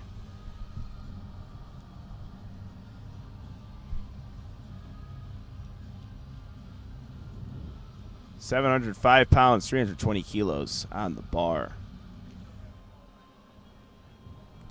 He's going to fight with this one. It's a fight. It's a fight. Knees got a little bit forward. He knows it, unfortunately. You know what? I really like what I saw from Preston today. Yeah. I think you're seeing a young guy getting into Raw, and also he's got third either way. Three meets. Like or that. Raw meets? Yeah, 3 meets in a row. 3 meets that he had to take is not easy.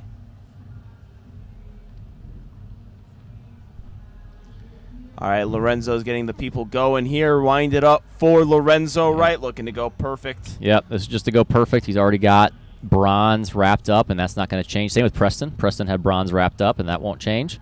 He's loving. I think he knows exactly what this means. It's actually a really good feeling. Having whatever spot you wanted secured and then going for a PR puts you in a good mood.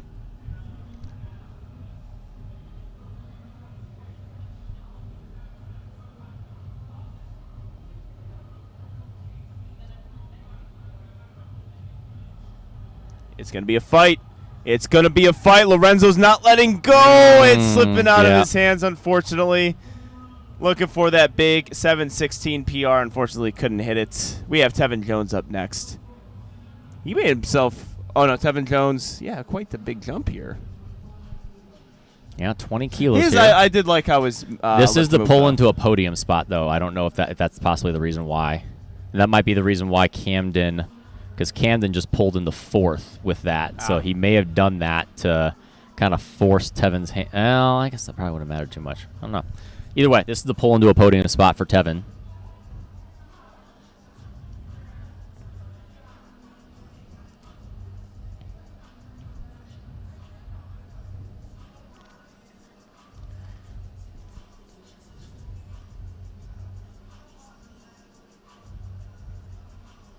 Good looking pull here from Tevin Jones. Locks it out. Let's see what the judges say. 716 pounds. Yeah. Unfortunately, no lifts. Close. I was seeing the same thing that you were, I think. Yep. Had that little bit of... he looked a little resting on his squat. Yeah. All right, Marcus Adudu. 750 pounds.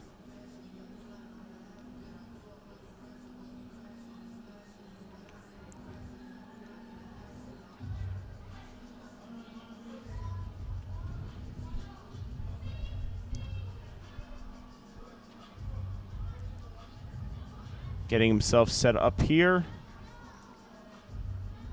750 pounds. That's looking good. Yeah. That looked... Deadlifts were locked in today for Marcus. Good meet. He's an incredible competitor, so you're not going to see a whole lot of celebrating from him because he demands a lot more out of himself. Kyle here, this is the pull for placing. This is the pull into the bronze medal position. It looks like he's got 4th wrapped up, so he's putting this on the bar to 771. Big jump, and this is the pull into 3rd. 771. Big time pull here. I love his deadlift so much. Oh, he couldn't get that. His positioning is spot on, but... Okay, Ashton only making a 5-kilo jump here. I wonder if this is just to kind of protect things.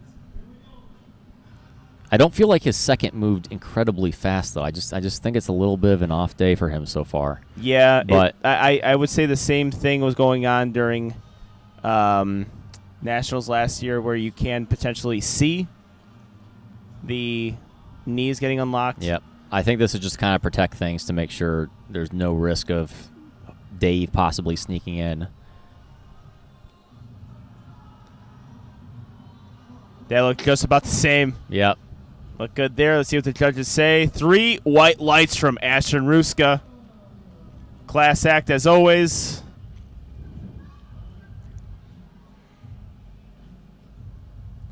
All right. I want to see this now. Yeah.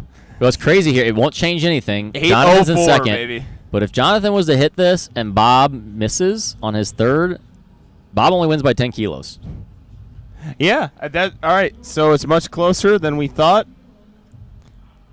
Jonathan Hill, are we seeing another just breakout star here? This doesn't surprise me at all based off of seeing his training and just honestly just seeing him. He is – oh, there we go. We got the shirt off.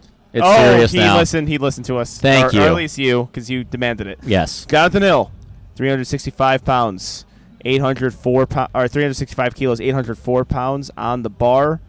His pulls have been looking on point today. Let's see if he continues this momentum.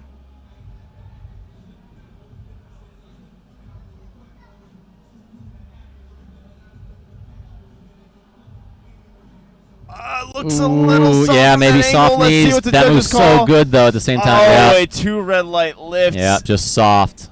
But holy... yeah, he might be one of the breakout definitely stars of the entire weekend. A person we're going to talk about a lot on 2 white lights. Unbelievable what I've seen that was from unreal. him. That was a much better meet than I think we're anticipating, but all right. If it wasn't for the soft knees, that 804 wasn't hard. No, it wasn't. I mean... It happens. I've been there before where actually, a few training videos, if you look, like some of the lockouts there are a bit soft, and it's because you just don't have it on today. Yeah. All right, Kai going 8:15 here. This is the pull into a podium spot, pull into 4th place. Yeah, 5 kilo jump. I think that's perfect from Joe Stanek to Kai Zhao. You see the Warcat guys. Ava Royal cheering him on. He's not letting go to that one. Yeah, that looks solid. Kai He's good. Zhao grinding out an 8:15 deadlift. 3 white lights. Brilliant job from Kai. That's the most emotion I've seen from God's favorite son, Kai Zhao. All right, Bob. He is jumping 5 kilos. I'm somewhat surprised there. Again, this would pull him. He's already won the 100 kilo weight class, but this would pull him into 1st place overall in the Pro Series standings over Brandon. And he already has. And if Brandon wins, we're going to be tagged within 10 seconds in a post about underrating him. He's coming out to Kurt Angle, too. I'm sorry, you guys can't hear right now, but he came out to Kurt Angle. Is that still Bob?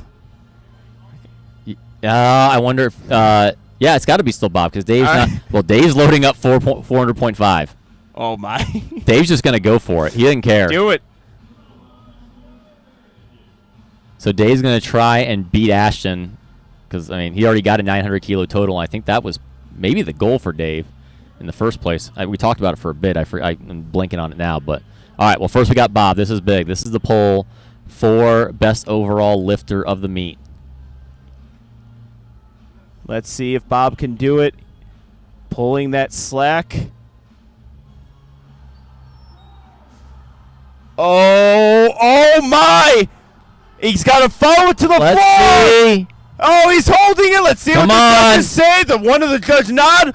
2 white lights. What do you do in that situation, right? You have 2 Craftsman members for best overall lifter. Unbelievable stuff from Bob Matthews. Wow. That puts his dots at 577. Yeah, 577. Best overall lifter. And I got goosebumps right now for David Wilson. He's loading up 882. He's pulled. This is the point of this, is he's trying to pull to beat Ashton. 882. Where would that put him on the all-time for USAPL with that pull? 882? That might be the biggest pull ever. Because did Jesus pull 881?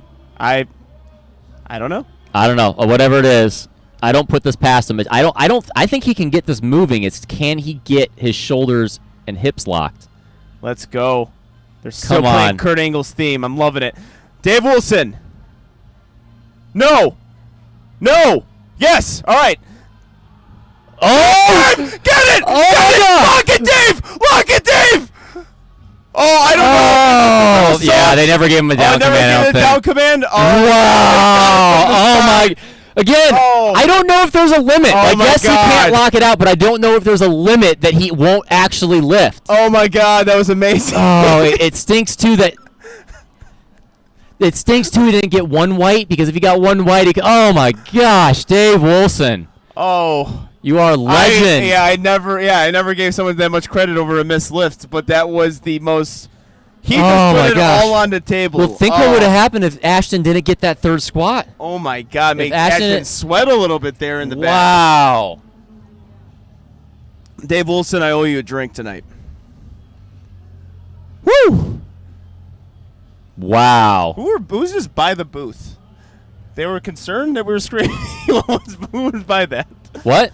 The people that came by? No, they were trying to offer us pizza. Oh, all right. You want pizza? I turned them away. All right, well, we missed Connor Wilmus, opening attempt. All right, well, that was insane. Between Jonathan Hill and Bob and Wilson there, wow. Sorry if I ruptured your eardrums or scared some pets away or your children if you were listening to that in your home. I just want to watch Dave Wilson pull. Of course. I mean, I love Ashton every Ruska. meet ever. I love Ashton Ruska, but come on. You gotta love that. You gotta love it.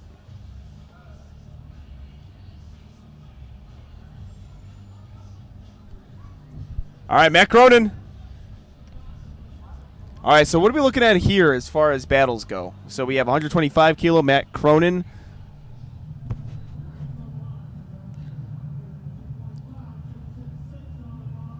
He's sitting in 4th place right now. And Lorenzo Barnes open up with 666, 300, 2.5 kilos. All right, let's see. Like I said, that Lorenzo right now is in the lead over Josh based off of forecasted total, but Lorenzo has had issues on deadlifts. Let's see with his lockout. He's just a big dude. He's got big thighs, so it's hard to get around those.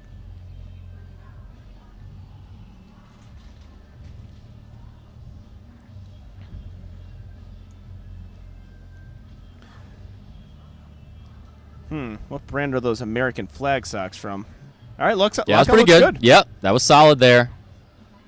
Depending Three on white lights. Depending on the brand of those socks, I might be purchasing.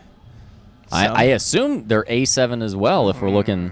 Okay. I don't know if I could do that, but they're nice. I think maybe someone Put tape should- over the logo. Yeah, like a pair of Vince knee sleeves, right? Yeah. World champ, Cass Mitchell. All right, got to Longoria. I got to get my energy back after that. That was an incredible after Bob and David Wilson.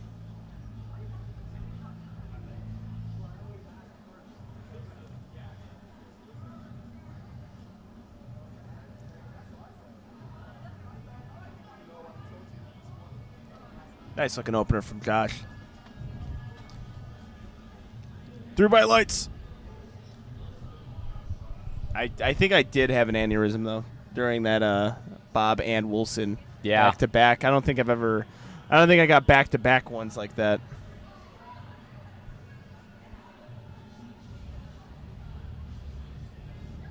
Yeah, I was gonna say though during Bob's deadlift, what do you do in that situation? You had one red light.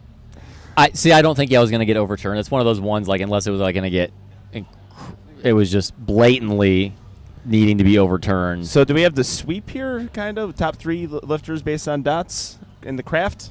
Maybe. Let me check real quick. Good opener from Michael. Yeah, very good job there. Well, he's, like we talked about, he is currently, he's got a pretty nice little lead over Dominic. I mean, as long as he's hitting some deadlifts here, it's going to be tough to be able to take this from him.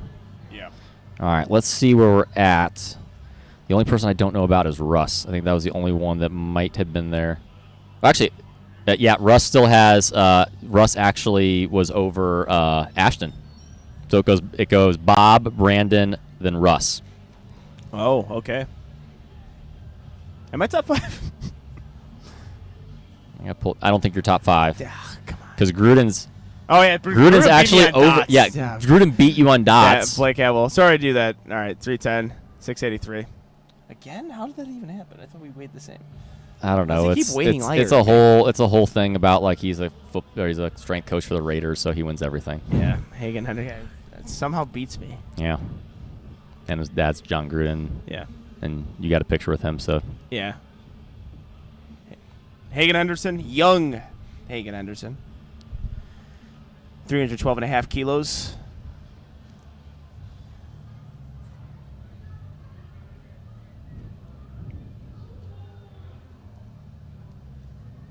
Ooh, maybe a little ramp there. Yeah, got called on that. As that one's just pretty blatant. Yeah, and we're using that angle there on the side, which actually for judging on our end is good. Yeah. I don't know necessarily about the aesthetic of it, but. All right, we got Dominic Melvin coming out. Really, right now, it's between Dominic and Michael. Hagen's, after that squat, really kind of pulled him out of that battle. We got to see how this moves. If it moves really well, Dominic could possibly, if they strategy-wise they nail it, could still be in contention. But let's see how this goes. The Diesel.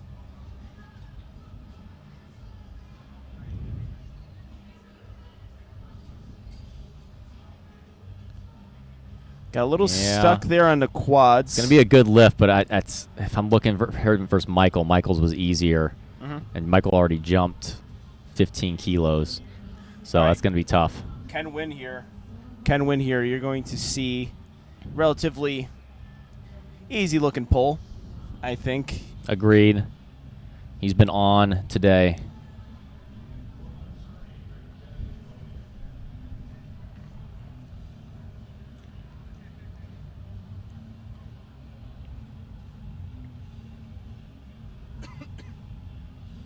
I think they stopped trying to do the walkout songs. I'm not mad about that. We've got No, Kurt Angle, and then we got Rage Against the Machine. No, it was third deadlifts that they do that. Or third attempts. They've been doing it the entire week for all 3 attempts. Did they Nope. finally change it? Yeah, they changed it. Well, they were doing it for all 3 Funny attempts story. earlier. Ken win, yeah. Funny story. After Ken win. Deadlifts this. Yep. A little shaky at the top. Let's see. At the top, yeah. Good lift. Which will be something important to note. Yeah, so I shout out to Harrison. But during the actual meets, I was like, because I noticed the first 2 attempts we didn't have music, and I was like, yo, let's get the music going. And then he came up to me, he's like, third attempts. Like, oh, okay. I think it's probably that there was possibly some issues in the earlier primes because it was not like I know for Anas Oh, no, they no, played for it. sure, for sure. Anas they played it every single attempt. Yeah, the early days. Yeah, I think it took them about 2 days. But I agree, it should just be third attempts. Yes. Yeah, for or sure. else it kind of gets It's either third attempts or American records. no, your first attempt. Okay. Just and make it really exaggerated. Like big walkout. I'm good seeing Nathan coming out after possibly having an issue on squat. That looks solid. I sneezed really loud. I Yes, did you not did. utilize that sneeze that we have, the sneeze button that we have. Okay, we got Jared Martin coming out. I mean, right now, so Jared, yeah, this is gonna be. He's gonna have to his. Kevin just jumped 25 kilos, which would have him 12.5 over Jared based off of this. But then obviously Jared's going to put in his next attempt based on how this moves. We'll see. But this one's going to come down to the wire for the 125 class. Oh, yeah. I'm excited to see it. Oh, he's got that strongman-esque type of pull. And that roll. And the knee sleeves.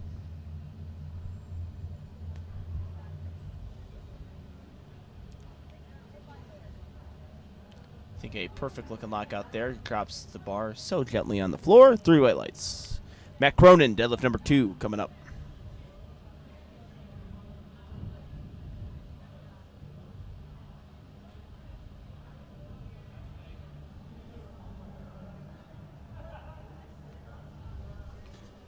£644, Matt Cronin. Did he hit his last bench? No, he didn't. He is currently looking to go 8 for 9 on the day. 7 for 8. No, oh, trying to do 8 for 9. Yeah, hit 2 more deadlifts. I mean, I'm assuming he's wanting to do that. Who think knows? Maybe he wants to go 7 for 9. I would go 6 for 9. I usually on 6, want to 9. miss my last lift. I like, what's the point of hitting your last lift? Go off the bang. Yeah. That's what people expect. I'll drop it off the top. That looks solid. This is such a juvenile thing to think it's funny. Just hit a lift at the end and just throw it on the floor and drop it. You know, Taylor Atwood got away with and it. just fool the crowd and then, and have everyone know that you meant to do it. Just never let them know your next step. Connor Wilmus. Another patented big jump, 30 kilos. Yeah, it's a real big jump there. Love the socks.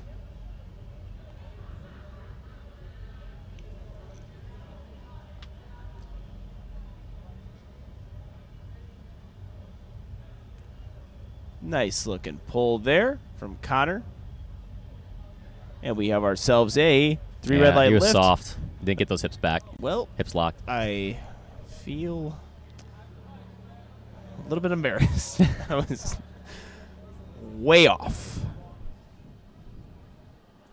Not a judge, by the way, just so everyone knows. All right, we're gonna have some interesting. So this is for Lorenzo. This would pull him to 875, and what Josh has put in pulls him to 870.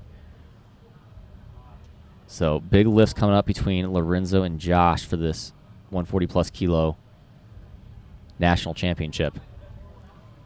Lorenzo, first attempt moved really, really well, but as I mentioned, has had sometimes lockout issues even on easier attempts. Let's see how this goes. I really like how that first move, though.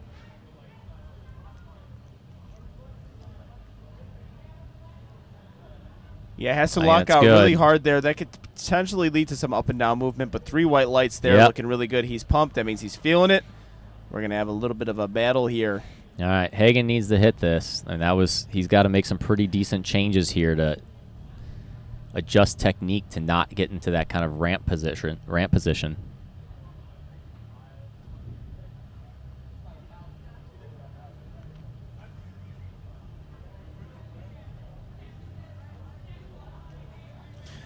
Yeah, it was a really noticeable ramp that he had on his first pull.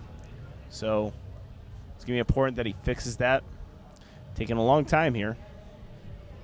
30 seconds. We are approaching the end of our very last primetime session here in Las Vegas, Nevada. USAPL Mega Nationals. This competition has been one for the ages. All right, he's got to go. 10 seconds on the clock for him. It looked better from the front. We did get a direct side angle. All right, there we go. Fix Yep. it there. And yeah, making us sweat a little bit there. Little buzzer beater. All right, Blake Atwell now. 320 kilos being loaded on the bar. Currently sitting in third. Yeah, he's pretty solidly in third. That's he's got it already. It's going to stay there because Ken and Jared are well out in front.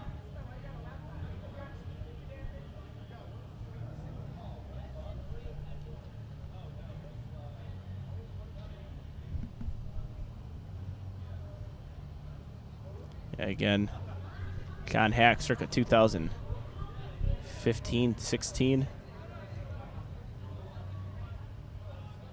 Captain America attire. See if they can get it past the knees here. Big grind. Yeah. Smooth the whole time, though. I don't feel like that was ever in doubt. Just, yeah. Yeah, I like 3 white lights there. That looked pretty solid to me. I'm just going to say it. I liked his little check there. All right, Dominic Melvin now, 322.5 kilos. That is 711 pounds, open all night. I'm going to steal some lines from Gino.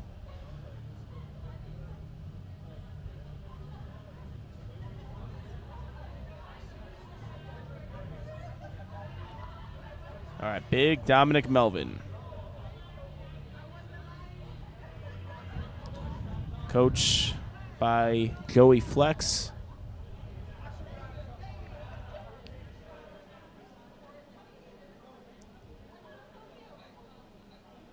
Same thing. Looks like he's having some hard times getting past those quads there. I think but it's a good lift. It's a good just lift. tough. Yeah. All right. Well, this next one, if Michael hits this wraps it up. Because Dominic right now is at 905. Michael's at 911. This would pull him to 926. And Dominic's not putting in a 20-kilo jump there. Or 22.5 kilo jump. So Michael hits this, he's going to be your 140-kilo national champion. Yeah, in one of the weight classes, we weren't just have any great idea on who was going to win. And I think I had him third, so I'm very wrong. I might have had him third, too. And what does he Solana dominated this. Yeah. Well, let's look. Microaster logo. You could have been overlooked, but you have to hit this first. Oh, looking good. Let's see what the judges say. We have a bit of a strange angle here. 3 white lights there. She had him second. You had Hagen first. I had Dominic first. Solana had Hagen first. But, yeah, I mean, we definitely, in the sense of that 3-way battle, we did not give Michael the love, and he dominated this today. We're a slave to Instagram. That's for sure. Josh Longoria. Okay, this pulls him within 5 kilos of Lorenzo. 727. Mountain of a man. Let the hair out, too. Yeah. Those locks are Scares flowing. me. I don't know what character I think he looks like. Someone from Moana? Yes. I think that's the guy. Right? The one The Rock I don't plays? I don't watch the movie. Yes. The Rock's animated character. Oh, looking very that's good. He's got more. This is going to – I'm sure he's going to put on whatever he needs to try and pull for the win because Lorenzo's going to have to pull first. I think Lorenzo might just have a placeholder in there. He only went up 2.5 kilos, so we'll see what he does here. I'm sure Josh is going to put whatever he needs on the bar and take a run for it. All right. This would pull Kevin into first for the time being until Jared pulls.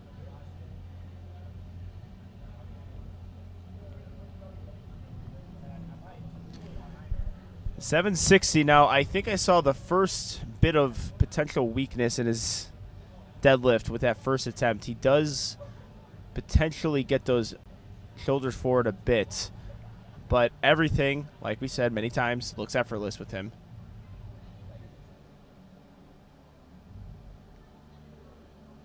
Yeah, right there. Yeah. I think he's going to get a white light, though. Yeah, he does. lights.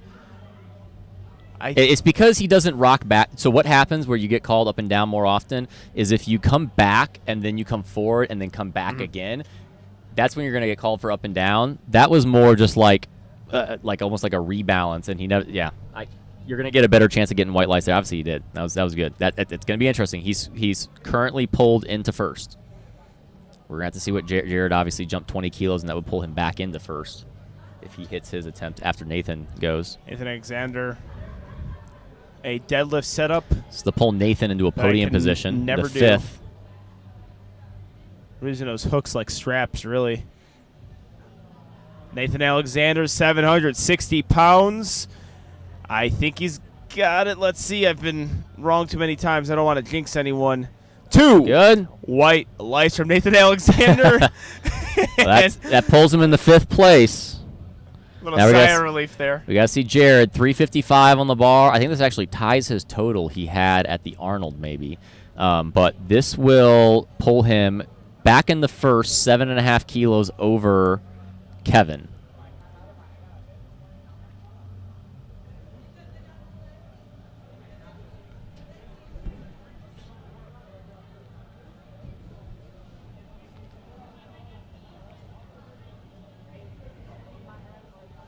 Jared does have body weight advantage over Kevin, though. So whatever Jared does, Kevin's got to pull 2.5 kilos over him.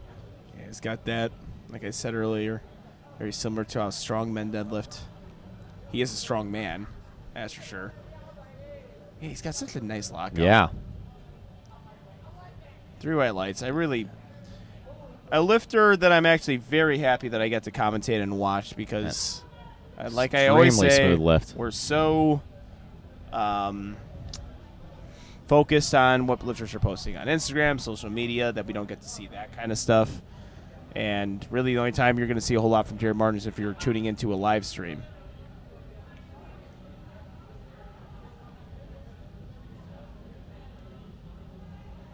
All right, Matt Cronin coming up, trying to solidify that 8 for 9 that you were prophesying. Yes.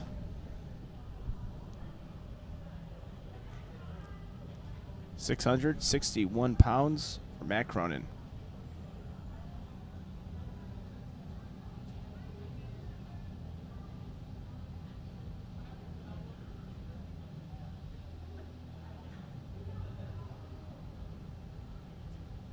Oh, slips it right at top, unfortunately. 7 for 9.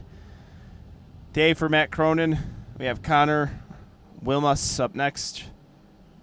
Looking to retake 310 kilos.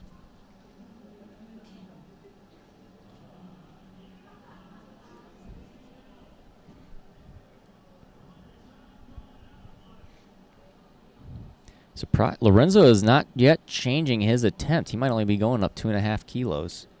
That makes it that doesn't stretch Josh too much. But we got Connor coming up. This is to pull him into a podium position as well. Pull him in the 4th. Let's see if we can get those hips through this time. That's better. What about the knees, though? What do you think, Steve? 2 Yep. white lights. So, yeah, he got... I thought it looked good. All right. He definitely got the hips through that time better, but then the knees were a touch soft. I think that's what I think. In the knees or the shoulder, you got called on that left side or that right side. Okay. All right, Lorenzo. Let's see. Okay, he just put in an attempt change, went it up another 2.5, so he's going to 317. Josh has body weight advantage, so Josh would only have to go 10 kilos up, and I feel like based off his second attempt, that is very much in his range. If Lorenzo misses this, Josh only has to go up 5 kilos.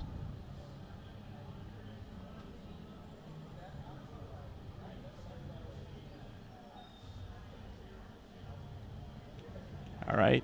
The bar is loaded. 3rd attempt deadlifts now. This is going to be huge. This Our is pro big. lifter, Lorenzo Barnes.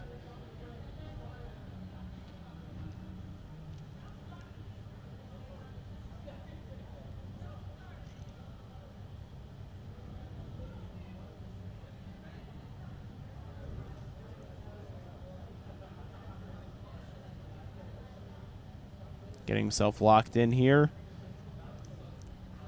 See if he can lock this out. I think that's a good lift. I think so too. We're gonna see That was Dave is looking going really crazy. Good. Yeah. 3 white lights. Lorenzo Barnes. Yes. He climbs Mount Barnes. It's going to get All right. interesting. You're going to see the attempt change from Josh to 340 now very soon.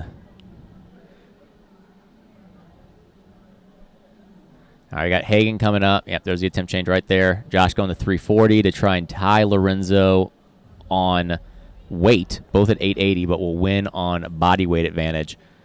Hagen, this is the pull in the third. He's actually in fourth right now, so he needs this to pull into third place. Who's ahead of him? Is it Matt Cronin? Oh, wait, 140? I apologize. It's probably someone from the prior session. I don't think it's actually there's only 3 people. Oh, yes, okay. Or 3 or 4 people. That seems like ages ago. Yeah, I'm not let's gonna look this lie. up. So we got a 140s. Jonathan Averill from an earlier session. Oh! All right. Jonathan Averill. Yeah, he had a fantastic session. So this Yeah, was, now I remember. All right. I think he's got it. yeah, I do. That looks Nice clean. job fixing that stuff.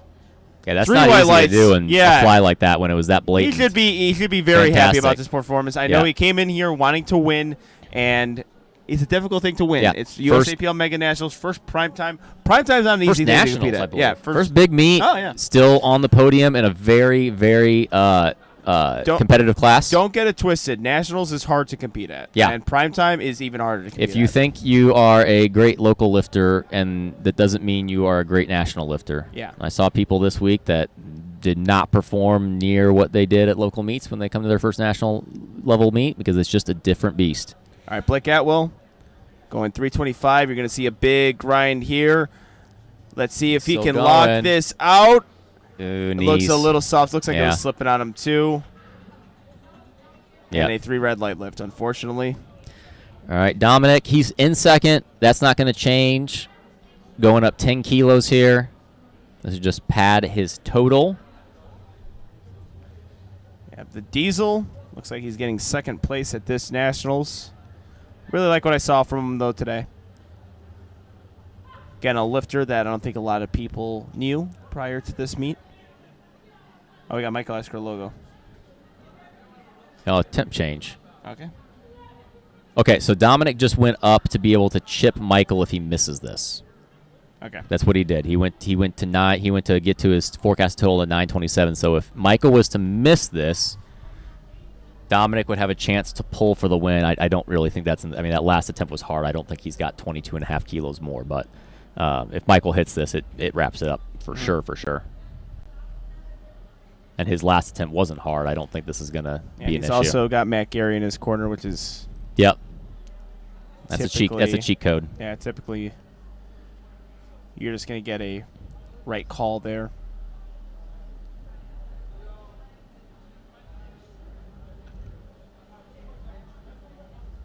So up to the lister execute lifts. Ooh, No. no lift there. Again, I still don't think that's going to matter. I mean, it would be Looks like epic. he's holding some callus here. Hand Yeah. ripped. Yeah, because that looked, the speed is all there. All right, so a little bit of drama Okay. here still. We got 2 pulls for the win. We got 3 pulls for the win coming up. Josh is going to try pull for the win here. Dominic's going to try pull for the win, and then we're going to have to see if Jared and Kevin start changing attempts. I don't know if they're locked in, or I'm going to guess they might both put in attempt changes. But first, Josh, this is for the 140 plus national championship. This is for the win. Let's see it. That's a scary looking man staring at that bar right now. Absolute mountain of a man, Josh Longoria. Looking to get himself a national championship. Would be the first of his career.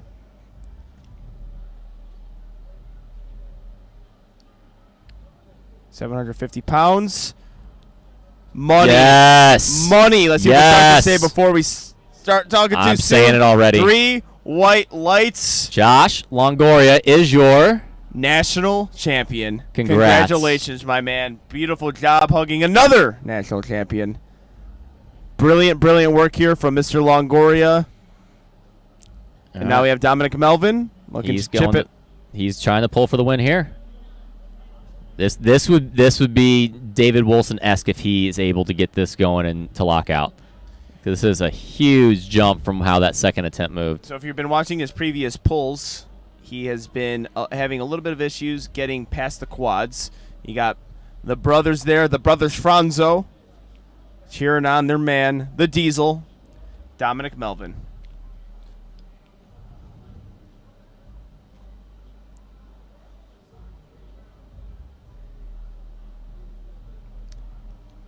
Oh, wow. Oh. Whoa. And it's Whoa. the judges say, I think he's got it. They made him hold that forever. Oh, they're going to run challenge straight to the jury They're gonna table. challenge it. No, Especially no because doubt. they give two different reason codes. I think one was a soft lockout and one was up and down, and so they got to decide which one they're going to challenge there. Because That would be huge. You want to be specific on which one you protest. We're not live in the venue, so we got to keep lifting casts open. Yeah. Because that will be huge. There. Wow. I didn't think that was even going to get moving. No, actually, wow. it looked about as good as second. So he held that forever. Yeah. I don't know which one I protest. I probably protest the up and down. I think I was a little bit more thinking it was a soft lockout. It looked like he was overextending because he couldn't get those knees locked out, and it felt like he went back down with it. So maybe that's what the call was. Yeah. Well, again, there's two different reason codes, so you got to it's strategic on which one you protest because you got to figure out which one you think is more possible to get overturned. All right, Nathan coming out. He's already in fourth. This is solidify fourth. Just pad his total. Unfortunately, couldn't get that. Spotters are a good job getting behind him. All right, let's see if there's some crazy attempts in here. Let's see if we're going to get any changes here. Yeah, 370 for Kevin Wynn. 815. Are they going to put something in before the bar? Yeah, they might have to have an attempt change here. Yeah, because they both him and Jared have put in some really big attempts that I think we're kind of going back and forth. We'll see. I don't think he actually plans to lift this.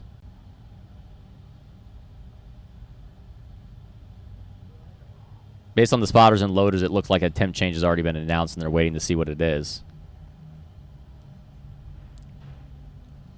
What would you put him to? Game day coaching.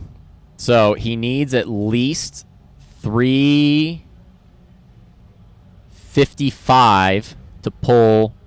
Wait, he just put in 372.5. Why? That's assuming he thinks then Jared is hitting this, and then he's got I don't know about that. You've got to. So he needed 355. Wait, Jared Martin. Yeah. Okay. All right. Yeah. Kevin went up because he's got lot advantage, and he's making Jared pull this. If Jared pulls this, then I don't know. This is 821. I don't think I had him pegged at 821. It's actually 335 to 372 and a half. If I was Kevin, I would have gone like 357 to 360 and then forced Jared to make this. Oh, wow. Yeah, it doesn't matter. Wait, did he put I got to wait on that call. I got to wait on that call there. 3 white lights. Okay. Yeah. My God. Well, Okay. I was wrong. So I was wrong too because Kevin obviously thought that Jared was going to hit this, so he needed to go higher to let Kevin hit or Jared hit How this. strong is Jared Martin? I don't know. He just every pull looked the same. That was a massive jump he took. He just conventional pulled 8. Oh my! All right. Well, this is the pull for the win. This is the pull him 2.5 kilos over Jared. Yep, you're gonna see some theatrics from him if he's able to pull this. Kevin Buddha win. We've seen some crazy things already. Yes, we have. If that hook grip can hold up there, his pulls again. You don't really see him struggle a whole lot. So let's see how he handles 821.